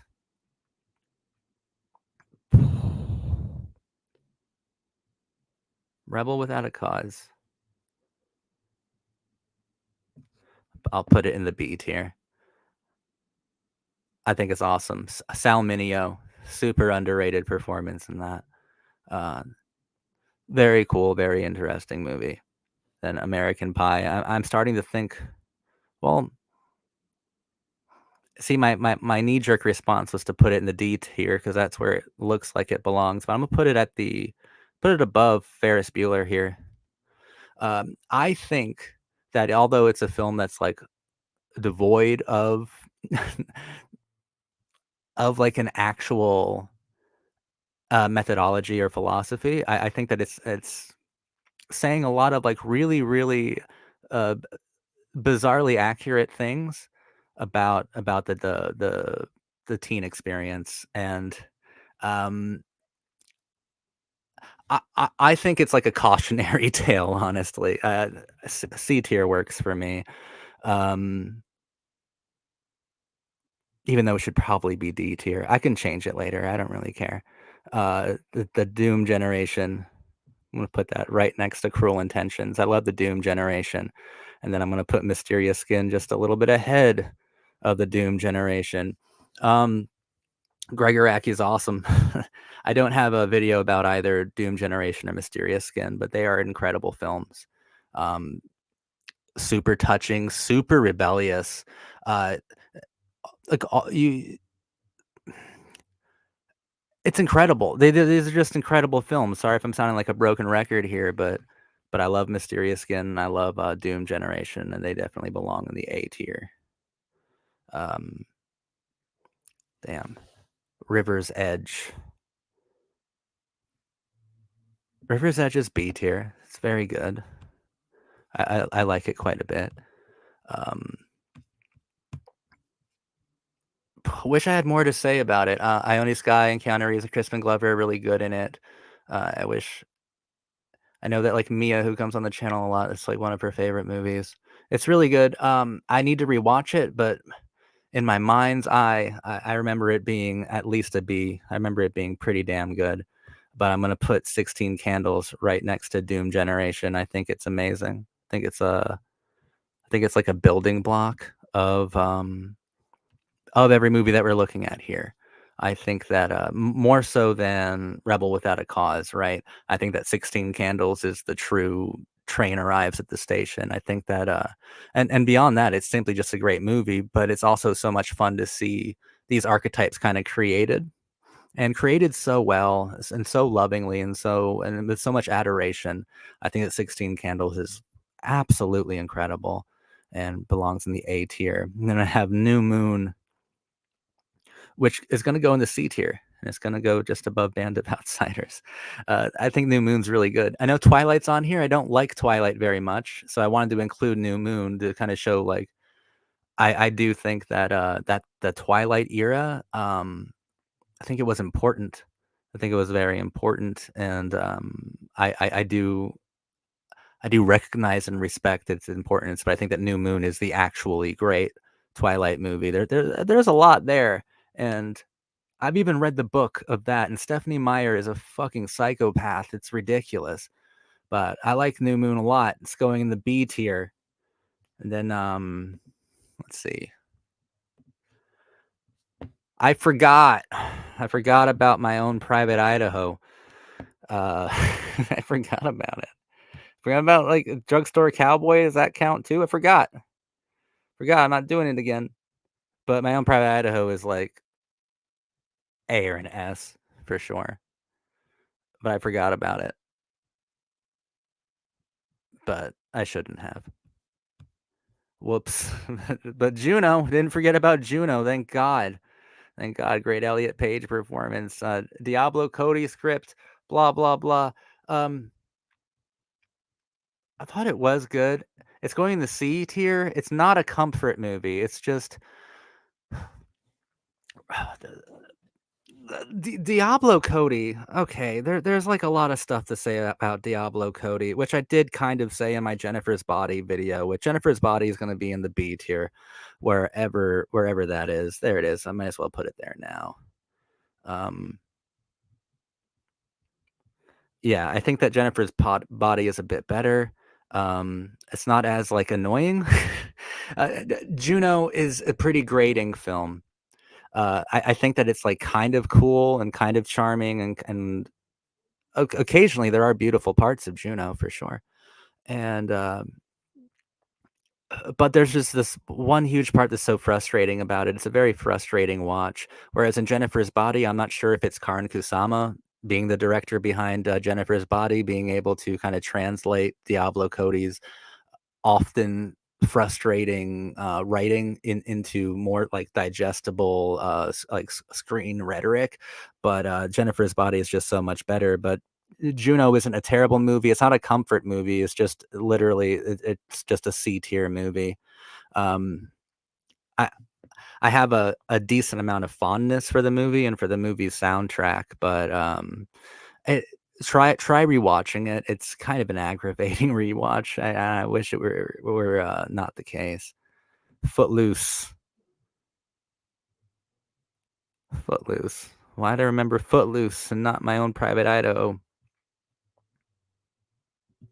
Anyway, Footloose goes at the very end of the C tier for entirely sentimental reasons. But I also think that Kevin Bacon and John Lithgow are fucking giving it their all in that movie.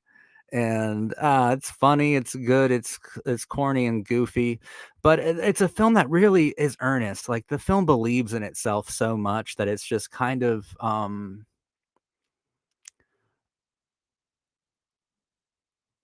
you kind of like it for that. Scream 2, I also think is really good. Some days I think it's better than Scream 1, but not today. Today it rests at the A tier because a lot of the most interesting parts of Scream 2 are like still in Scream 1. I don't know. I don't know. This is just some fun thing that I'm doing right now. Don't put too much stock in this tier ranking. Tomorrow Scream 2 could be at S, or yeah, tomorrow Scream 2 could be at S. I have no idea. New Moon is my favorite Twilight movie. It is mine too. I think New Moon is really good. I like the Team Edward and Team Jacob thing. And that's the one with Michael Sheen just completely chewing up, devouring every inch of scenery at the very end. Michael Sheen fucking stole that movie away, and I was just ecstatic over it. It was euphoric. And New Moon is really good. It belongs in the B tier. It's very important. Twilight will come. It's somewhere in this tier list, but yeah, New Moon I think is easily the best. Twilight movie, and it's weird because it's one of the few Twilight movies that weren't made by like an auteur. Like the guy who made New Moon is very clearly a studio hack, but he did it the best. Maybe that's what you need. Get out of here, Christina Hardrick or what Michael Condon or something. Get out, the other two I don't really like too much, or the other two directors who were pretty big for them. Were there even teens in My Own Private Idaho? I always thought they were all early 20s. Well, I have a very loose, I've been using a pretty loose definition of teen movie for this tier ranking, but maybe that's it. Maybe I didn't include them because in my mind I'm like, no, no, man, they're all 23. Uh, but I feel like I could have put Drugstore Cowboy here. Heather Graham's character could not have been a teenager in that. Scream 4 means the most to me personally. I love Scream 4. I think Scream 4 rules. I love it so much. With your love and fascination for Twilight, have you ever thought about analyzing the Hunger Games movies? They're far from perfect, but I definitely think they're worth investigation. You know, I've never even seen a Hunger Games movie, but then again, I never saw Twilight until I told Isabel she could pick the movie, and then that we talked about on the channel. And then she picked Twilight, and then I ended up doing all the Twilight movies because I was addicted, sunk its teeth into me, and I was hooked. I never watched a single Hunger Games movie, but I feel like it's not an absurd idea. It's not an absurd notion for me to cover the Hunger Games eventually, but I have a lot of other things to cover first. I'm still on this teen show kick, and I've still got a couple of those to try to work through. Confessions of a Teenage Drama Queen. That's D tier, but it's at the very top of the D tier. It's not bad. It's just a glorified Disney Channel original movie. So like there's no depth to speak of, at least no meaningful depth. Uh, the interesting parts of the film all seem to be happenstance.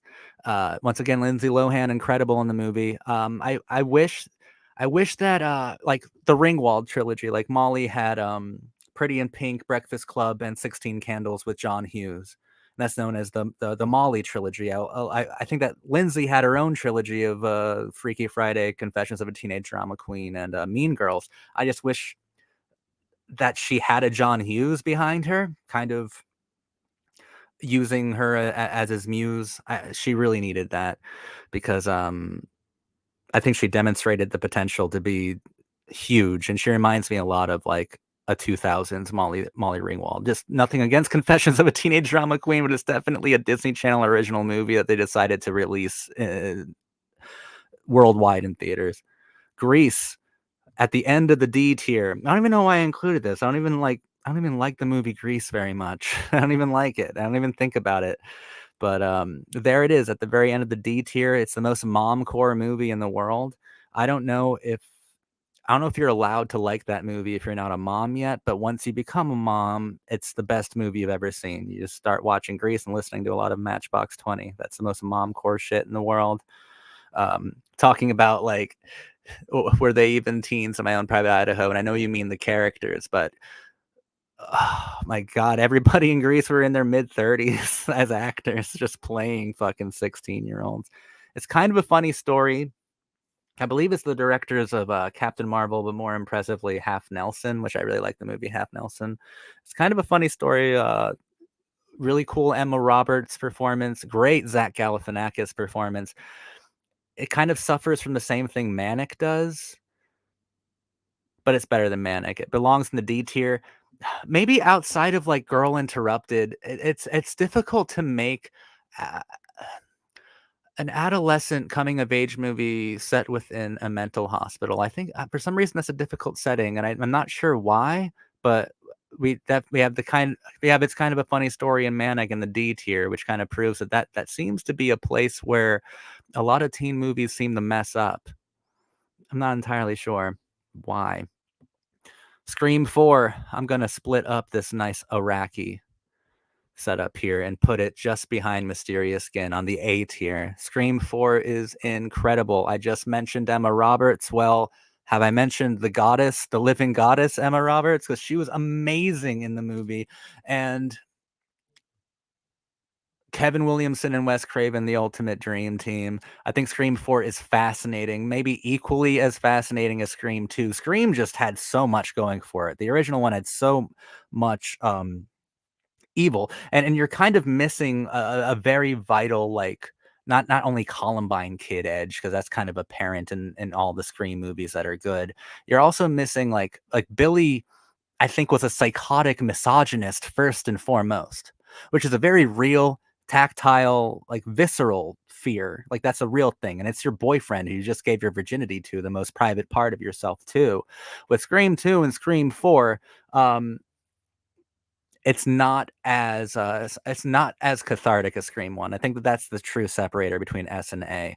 But Scream 4 is fascinating. It's a fascinating postmodern horror movie. I think that Emma Roberts, oh, she should have been a superstar, man. She was so good in that film, and I'm always impressed by Scream 4. That's a movie that gets better and better and better the more times I watch it, which is positively insane to say about a fourth installment in a horror franchise. You can't say that about any other one. And then Carrie, I actually love with all my heart. I brought up Columbine kid thing earlier, and I think those are interesting things to kind of talk about in movies. And I think that Carrie may have been the original one, the original kind of demonic, nerdy high schooler that decides to kill all of her friends and everyone that she doesn't have any friends, but everyone at her high school. But and it's a great Brian De Palma film. I love Carrie to death. It's going in the S tier for me. I already read that one. She was a really good Ghostface. Top. I think if Mickey got like maybe even just 30 seconds more screen time, he would have been the best. I mean, I would have to hard disagree. I like Kirby, but I'll take Randy or Mickey any day over Kirby. If we're talking about cinephiles, in universe Scream cinephiles. But Kirby was awesome. Didn't you say, were you the one who watched Scream 6? How was Kirby in Scream 6? I know she was in it. I kind of wish that she died in Scream 4. In my head canon, she died to kind of add more of a body count or more meaning or weight to the character or to the film itself, especially to Jill. But Dazed and Confused Richard Linklater film is damn good. It has to go in the A tier. It really does. It's incredible. I love it. Um, Girl Next Door D tier. Like, why did I even put some of these on here? But where does it go in the D tier? I think it goes above A Cinderella Story because I was just talking about Mickey from Scream 2, and now I'm reminded of the soft spot I have for Timothy Olyphant, and he's pretty cool in The Girl Next Door. Alicia Cuthbert and Emile Hirsch and Paul Dano. So yeah, it's D tier. It's probably a comfort movie, but it's a comfort movie I probably will never watch again. So, and I'm gonna put Twilight at the start of the D tier. I really didn't like the first Twilight film. I hated the way it was put together. I didn't like the way it was organized, like visually or thematically. I thought it was so hard to watch. I really didn't like the first Twilight, but something did interest me about it. And then I watched New Moon and I went, oh man, New Moon's great. Maybe this is a really cool series. And then I realized that Stephanie Meyer is like the true auteur behind everything that is Twilight. And to understand Twilight, you gotta read Stephanie Meyer, look up interviews because that woman is psychotic and I'm here for it. The Bling Ring, I'm gonna put at the very start of the C tier. It's better than Juno, but uh that's a film where I feel like there's power in it and there's a great deal of meaning, but there's something like intrinsic missing to it. That's something like very important about the film that's just missing entirely. And I can't really put my finger on it. It's just I was about to say a glaring flaw, but I can't really see exactly where that flaw is. It just feels like a huge part of it is missing because it doesn't hit right, but it is good. It just belongs in the C tier. Um, Palo Alto, I believe, is gonna go in the B tier, just ahead of Band of Outsiders. I have a video about Palo Alto. I think it's really cool. There's quite a bit Emma Roberts here. I'm noticing. Probably just my generation, and I'm the one who put this together. But yeah, it's awesome. I have a video about Palo Alto. Go check it out. Pretty confrontational and interesting and very different kind of teen movie. I like it a lot. Gossip, I love. A college teen film, and it's going right in the S tier, right next to Metropolitan. I love Gossip to death. Have a video about Gossip. I think it's so interesting. Um, yeah, it's a beautiful film. Disgraceful what they did with Kirby in 6. They I mean, she didn't, like, die, right? She's alive, I think. She's just not cool. She should have died in 4 anyway. Well, I don't know what they did to Kirby in Scream 6. But anyway, The Lost Boys, I'm going to put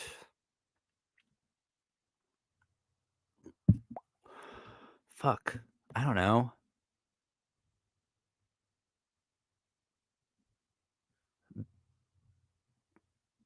B tier as well. It's really good. It's really good. It's just and there's nothing wrong with being B tier. I think it's possibly Joel Schumacher's best movie. Almost without question. I love the queer overtones, and I think it's really nice. I think it's a really nice vampire movie that did a lot to direct the teen horror genre. I think there's a lot of cool shit in it. Teaching Mrs. Tingle is gonna go in the D tier, really anywhere in the D tier, maybe just right behind Twilight. The only film that well, it's a film that Kevin Williamson actually directed as well as wrote, and it even starred his muse, Katie Holmes. It's just not very good, and it probably mostly comes down to composition, and that's when you can see how important someone like Wes Craven was to a Kevin Williamson script. Like, I think Kevin Williamson is a genius and, like, the GOAT and the best ever, right? Mostly because of Scream and Dawson's Creek. But as a director, you really need someone with vision. You really need someone with skill and talent and precision. You need someone like Wes Craven, and I'm just so happy that it was Williamson and Craven, because when you watch Teaching Mrs. Tingle and it's just Williamson behind the camera, it's really a pitiful composition. And it holds the film back so much. It's just so conventional. And I'm not even talking about like TV show conventional. I'm talking about just because even the best episodes of Dawson's Creek, like he didn't direct. They're mostly directed by like Steve Miner or other horror directors. Actually, I think that horror filmmakers and teen movie filmmakers go hand in hand. But Kevin Williamson just simply is not a good director, at least based on Teaching Mrs. Tingle. He's a phenomenal writer, one of the best writers fucking ever, and a perfect showrunner. For Dawson's Creek, he was a perfect showrunner, and the Vampire Diaries he did later. But Teaching Mrs. Tingle just was not it, bro. Brick Brick, I'm gonna put C tier. I remember when Ryan Johnson showed a lot of promise, and something like Brick actually was pretty damn cool and interesting, and it was fun seeing a neo noir in a teen film aesthetic. I liked Ryan Johnson for a minute there. I think I like the Brothers Bloom as well. I at least like Brick and the Brothers Bloom. Sadly, I think he's become one of the most egotistical, self-absorbed filmmakers on the planet. Uh, and I don't even care about, like, The Last Jedi or Star Wars or whatever. He's become vapid to me, but when he started off with Brick and Brothers Bloom, interesting. I didn't really like Looper, but I know a lot of people were excited by it, and I think he really just turned out to be entirely unimpressive. Clueless, for me, is actually gonna go in the C tier. I think it's fun, I think it's good. Um I don't have anything profound to say about it, though. I think that's the problem with Clueless. I would like to see someone say something profound about Clueless, please. Timothy Olyphant go, maybe the hottest a man has ever looked. Um, he was pretty hot and go, I'm not gonna lie. Wearing the Santa Claus hat while he's, going through the drugs or whatever. He and Katie Holmes, man, now that's a hot couple. He was great in Go, and yeah, super, super hot in it. The new guy is going the D tier. That's too high for it even. Eliza Dushku could not save that movie, and And just like how Timothy Olyphant in Go is possibly the hottest a man has ever looked, well, Eliza in The New Guy is possibly the hottest any woman has ever looked, and it could not save it from being a D tier movie. A Walk to Remember, I'm gonna put in the C tier along with Eighth Grade. I think that's where it's gonna go. Now I'm looking at Almost Famous, which I had hesitations about putting that in the tier list. I had hesitations about it. But at the end of the day, it is a coming of age story, and Penny Lane and the main character are both teenagers in the film. It's a goddamn great film, so it's going in the A category. I think Cameron Crowe is very, very good. Very good. And Buffy the Vampire Slayer, although I like the show a lot, I don't like the movie at all. I think it's pretty bad. Well, R.I.P. Paul Rubens, who was really cool in Buffy the Vampire Slayer. He just passed away earlier today, I think. Um, David Arquette was awesome in the film Buffy the Vampire Slayer. I'm just so happy that Joss Whedon made that show and kept that concept close to his heart and made something that was truly brilliant. Because the film Buffy the Vampire Slayer, that I really didn't like that. Itumama Tambien, straight to the S tier. At the end of the S tier, but it's still in the S tier. I love that film so much. Um, Gosh, and I interviewed Maribel Verdú back in the day, and I was able to talk about that film. She's the star of the movie. I think it's incredible. I love every theme. I think it's like one of the most perfect teen movies ever.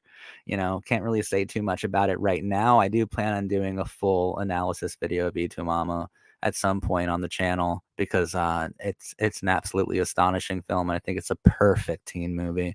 Same with The Umbrellas of Cherbourg. That's going in the S tier as well. Um, yeah. Disturbing behavior. We love disturbing behavior on the channel. And I think that I mean, I'm gonna put it in the A tier. Uh, I love disturbing behavior. No, actually, Katie Holmes in that movie is the hottest a girl has ever looked. Crime and Punishment in Suburbia. Um, is a really good movie that not a lot of people know about. It stars Vincent Kartheiser and Monica Keena. I think it's really good. I have a video about Crime and Punishment in Suburbia coming out soon, and I think a lot more people should watch it. As the title implies, it is kind of a postmodern take on Dostoevsky while maintaining the religious aspects of it. So it's fairly interesting. It's a B. It's in the B tier, but it's really good.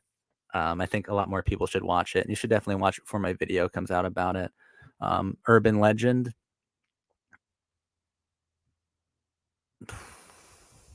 To me, it's a comfort movie. I think it's pretty good though.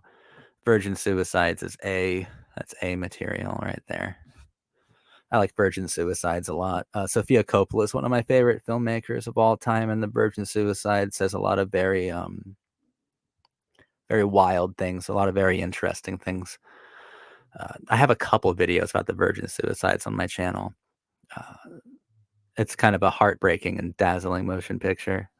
John Tucker Must Die. It's a terrible movie. Goes in the D spot. Ghost World. I like Ghost World. But I think no, it's B. Ghost World's very good. I want to cover Ghost World. I made a video about Fear Street, but it's both magnificent and miserable. I'll put it at the very end of the C tier. There's something to it. There's something there. It's just that so much of it is just inhuman, is like algorithmically driven and derived. Not another teen movie. I think is actually pretty funny. Even though it's in the D tier, don't think much of it. It needs to be in the D tier, but it's actually a very funny movie. Freeway.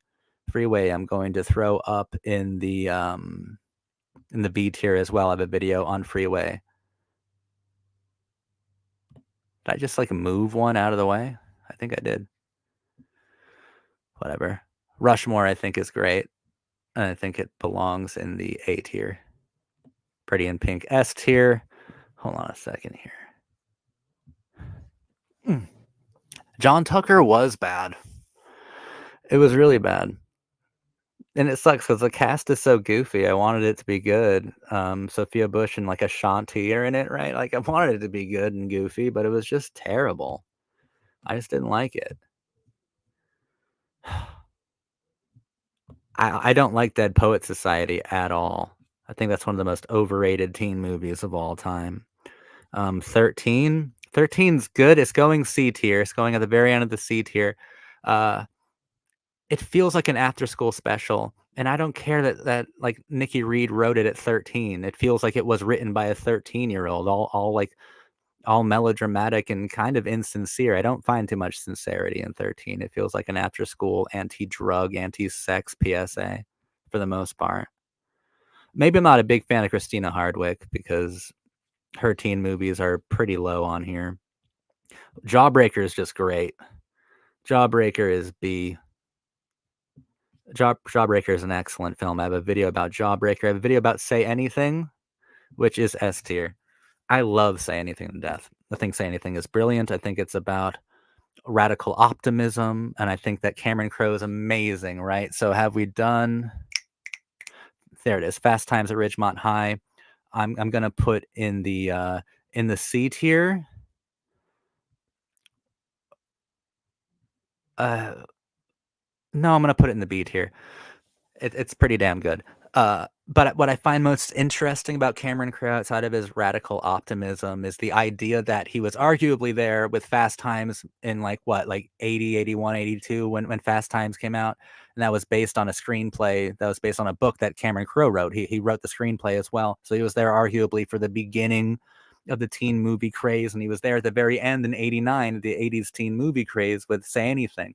And look at how far the teen genre came from saying from Fast Times to Say Anything. Huge leaps and bounds, and not only like maturity, but visual storytelling and writing and acting and the frameworks of the teen drama have been like so complicated in such a short amount of time. And I like that Cameron Crowe was there to kind of open the door ever so slightly to a genre that would become so vast and huge and such a short time. I think that Say Anything though is a beautiful love story. The Breakfast Club. I know it's like cool now to hate The Breakfast Club, but to me it's an A tier movie. I think it's great. I think it's excellent. I probably know every line of The Breakfast Club. I think The Breakfast Club fucking rules. And yeah, I get that it's fun to like hate on it now, but I don't care. It's just great. We talked about The Outsiders earlier. I think The Outsiders is really good, and it goes in the B tier. We talked about them with Coppola. I think it's a late masterpiece. It feels a bit like Gone with the Wind. It's pretty cool. Let's see what's up here. The cast was great. The storyline was weak for John Tucker. Must Die. Yeah, yeah. I just wish it were better, honestly. I wish Sophia Bush had a much better acting career outside of One Tree Hill, which I love, and which is why I even follow her two other movies. I'm about to watch The Hitcher from 2007 soon, with Sean Bean, just because she's in it, and I'm sure it's probably terrible. Um, I think you can make a case that Marie Antoinette is a bad movie. Sorry, is a teen movie. I probably could make that case, and it would go in the A tier as well. What have I been calling her?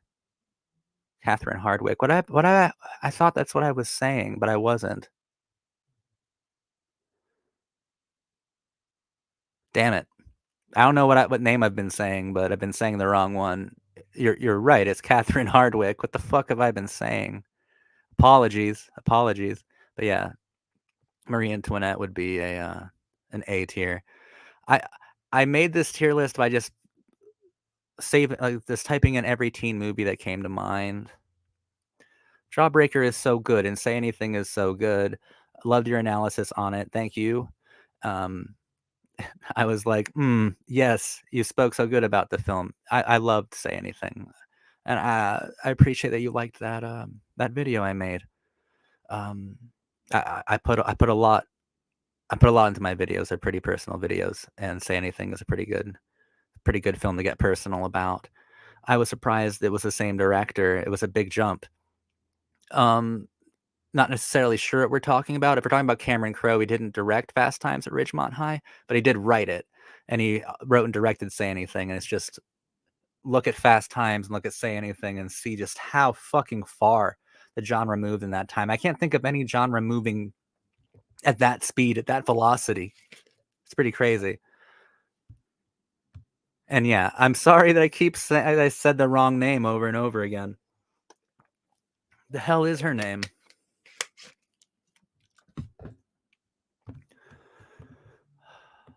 What name was I saying? Yep, that's totally Catherine Hardwicke. Well, whoops.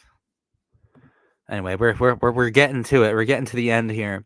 I Know What You Did Last Summer, I think is amazing. I have a poster behind me. You know it's going the S tier. I think it's incredible. I have a video about that as well, where I talk about responsibility and shared trauma and uh, the postmodern punishment of teenagers through media. Definitely watch I Know What You Did Last Summer. I guess I'm not used to talking this much. Badlands. S tier. Super bad. It's in the D tier. She's All That. It's a total C tier movie. I think I have a video about She's All That. I can't even remember. I'm sorry, my fucking throat. Oh. Scream 5. I hate that movie with all my heart. It's going at the very end of the list. I think it single-handedly nearly destroyed an entire franchise. I think it's the inverse of everything that made Scream so interesting, yet at the same time, Scream 5, for some reason, believes that it's smarter than the original Scream. I hate Scream 5 so much. It deserves to be at the very end here. Bully, super interesting. Super dark. Harsh. Brad Renfro, Michael Pitt, Nick Stahl being incredible. But it's so harsh and confrontational, I gotta put it in the C tier. It's a very unpleasant film to watch, which is fine. Some films should be unpleasant. I just also think that it's a bit too self-serious, which I know it's a serious subject matter, but your film's about teenagers told from a teen perspective, and they definitely don't think that what they're doing is all that vicious. So I think that the film should also show that with a bit of morbid irony, you know? Maybe be like a celebration of violence rather than once again fall into a PSA territory. The 400 blows directly to the S tier and ahead of Amarcord. 400 blows is incredible. Truffaut is one of my favorite filmmakers ever. I think he's fantastic. Let's see here. We got some thoughts on Bully. I actually think Bully is quite good. But yeah, I was gonna put like a Harmony Korine movie on here, but then I didn't. I didn't even put Spring Breakers on here, and I don't know why. Larry Clark is better without Harmony Korine, but Harmony still belongs in this kind of discussion, you know? Like it still belongs here. I don't hate Bully at all, but I do wish I put Harmony Korine here so we can at least talk about him. I'm not a big fan of kids, but I thought Spring Breakers was really interesting. Kind of. Really interesting is kind of an exaggeration. It's kind of interesting. It's at least worth discussing. Okay, I grew up being forced to like Superbad. It was okay, but why a D list? No heart to the storyline? Um, yeah, I'm sorry. I threw Superbad on the D list because it was hard for me to speak for a second there. My throat felt all fucked up, so I really didn't explain why I put Superbad at the D tier. Um, because I don't even think it's aged too well. Um, there is heart in the storyline, you know. I think that the film is born of a sincere place, but I think it's like too trapped within its time and doesn't have the ability to transcend. And I don't think it really helped the genre move forward at all. I think if we look at the D tier, it's perfectly at home here. It's perfectly at home with Easy A and the New Guy and like John Tucker Must Die. I don't think Superbad is a particularly good or exceptionally funny movie, but I don't hate it at all. Um, okay, and her name is Catherine Hardwick, and I keep calling her Christina Hardwick. Whatever. I'm so sorry. I, I don't know. I'm obviously not a huge fan. Bones and All was like a cool cannibal update of Badlands. I should check it out then. Um, that's a director a lot of people like. I can't remember who made Bones and All, but I'm not even sure if I've seen a Timothy Chalamet movie because I didn't watch Lady Bird or Call Me by Your Name. But Bones and All, it looked fun. I love Badlands, so yeah, I got that from the trailer. I just didn't get a chance to watch it, but I definitely will. Oh man, we're almost to the end here. For a minute there, it felt like a chore. I put so many goddamn movies in this stupid tier. Heathers, I think, is great. I think that Jawbreaker is better than Heathers, but Heathers still deserves to be in the B section. Heathers set the tone for what you could do with a black comedy within a teen film, and just how far you can push it. And then now at this point, we can't go that far ever again. We can't have crazy ass fucking Christian Slater running around trying to blow up the school. We can't have this. But Heathers was so good. Winona Ryder and Christian Slater were so amazing in it. Can't Buy Me Love is also D tier. Um, Patrick Dempsey, I think. I I have nostalgia for, and a very fucking, like, I'm talking like 8-year-old Seth Green running around all ginger and stuff. It's not terrible. I have a lot of nostalgia for it, and I guess a lot of people really like it, or at least I liked it enough to remake it with Love Don't Cost a Thing, which I also don't think is very good, but I do think it's better than the original. And Christina Milian and Nick Cannon were like pretty cool in Love Don't Cost a Thing. I remember it being a part of the teenage zeitgeist when I was in high school or whatever. Uh, just a very bubblegum. It's a bubblegum concept and result that doesn't really explore itself much, which is fine. Teen movies uh, don't have to. They absolutely don't have to. And being in the D tier doesn't mean it's bad. Like super bad. If I had an F down here, it wouldn't be in the F tier. Like it's not a failure of a film. It's just not. It's just not a very exceptional one. That's all. Mid '90s, also D tier. Uh, I think that Jonah Hill really flopped with mid '90s. I keep saying PSAs. I hate when people make teen movies in their 30s or something, like when they're kind of being retrospective and super self serious, and make these movies about they're kind of cautionary tales more than teen movies. They're about like part of mid '90s just feels so much to me like a stop smoking ad, like it has the same kind of visual integrity to it, which is weird because I think that Jonah Hill was really inspired by Cassavetes and stuff making it, and Scorsese, because you get that Mean Streets shot at the party that they threw when the kid's walking through the house with the skateboard. But it has none of that sort of integrity. It honestly just feels like a DARE, like a Dare commercial, but 2 hours long. American Graffiti S tier. I was so impressed with that movie.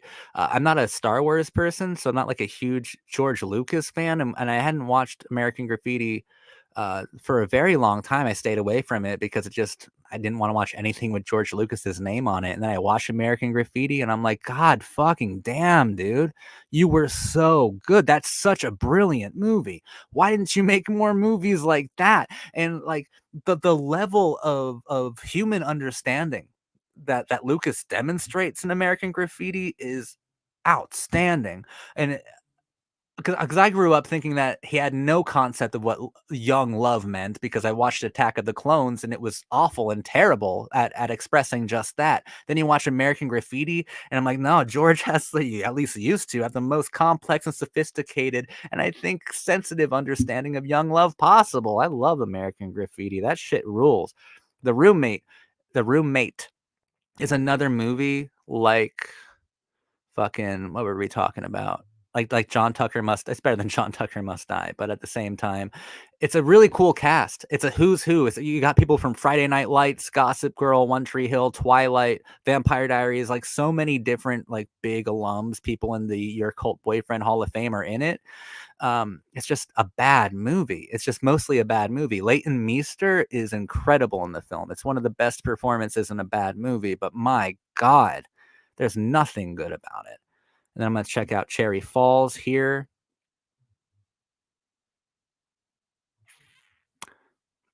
That's a B. That's in the B category as well. I love Cherry Falls.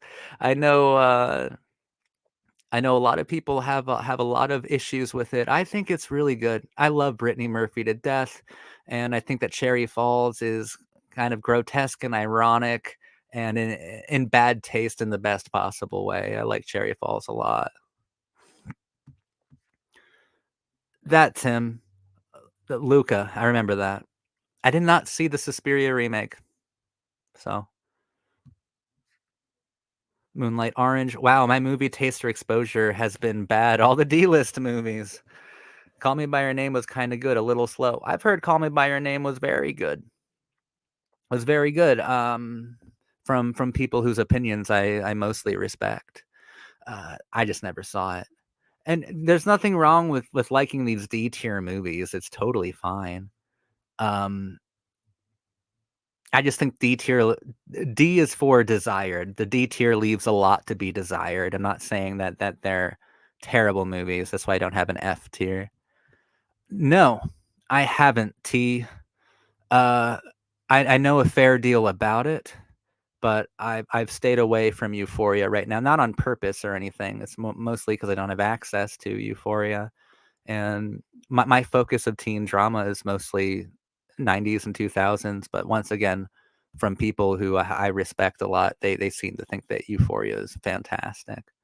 I want to watch American Graffiti. Never heard of it until the women passed away. Okay. Hey, you should watch American Graffiti. Not sure what you mean by that, but you should definitely watch American Graffiti. It's a great movie. Varsity Blues, also D tier. Nothing really against it. It's just now that I'm more familiar with things like Friday Night Lights, for example, Varsity Blues just seems so basic.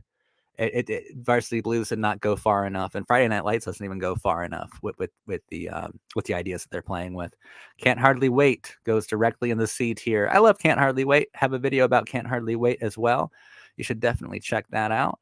Um, Jennifer Love Hewitt Crush for Life. Idle Hands.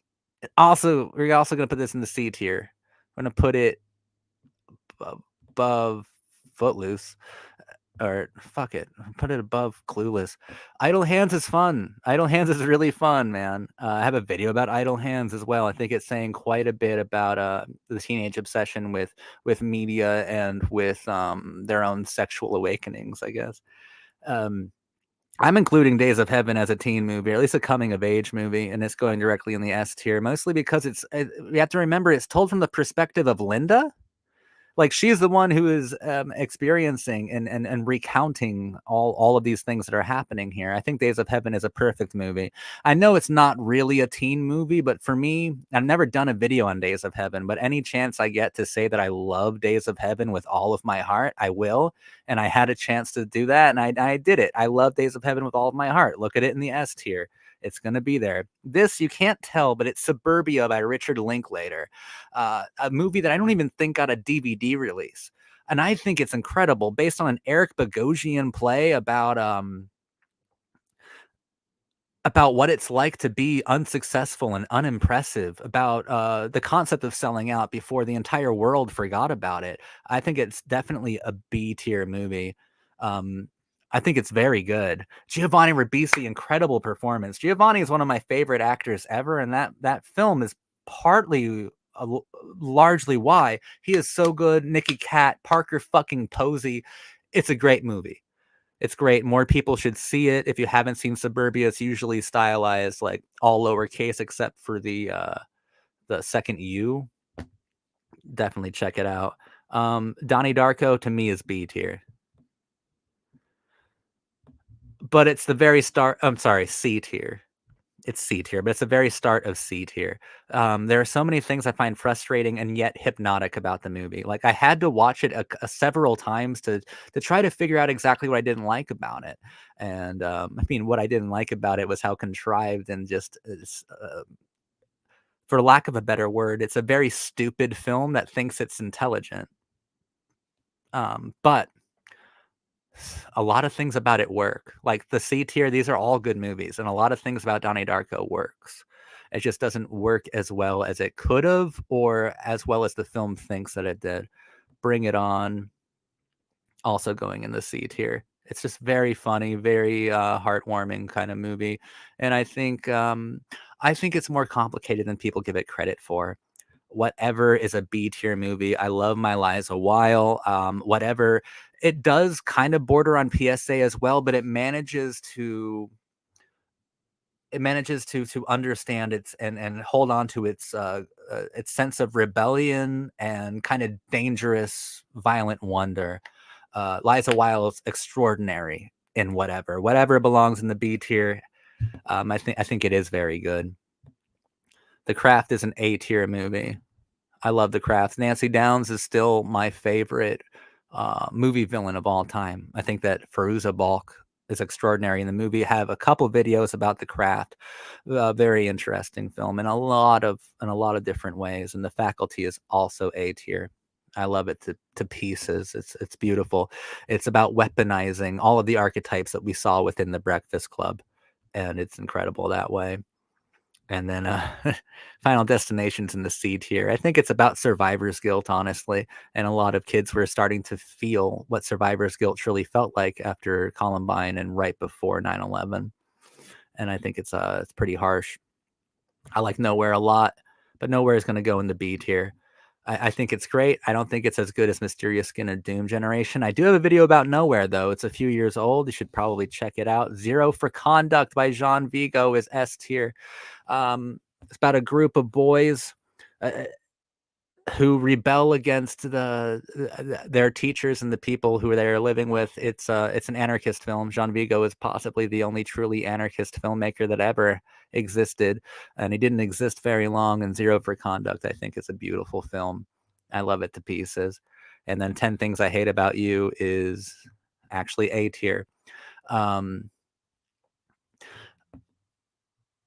I think that might be, well, since I'm putting it at A tier, I am saying that that's a more impressive adaptation into the postmodern '90s than Baz Luhrmann's for Shakespeare, for Taming the Shrew. 10 Things I Hate About You, I think, is just a very impressive film.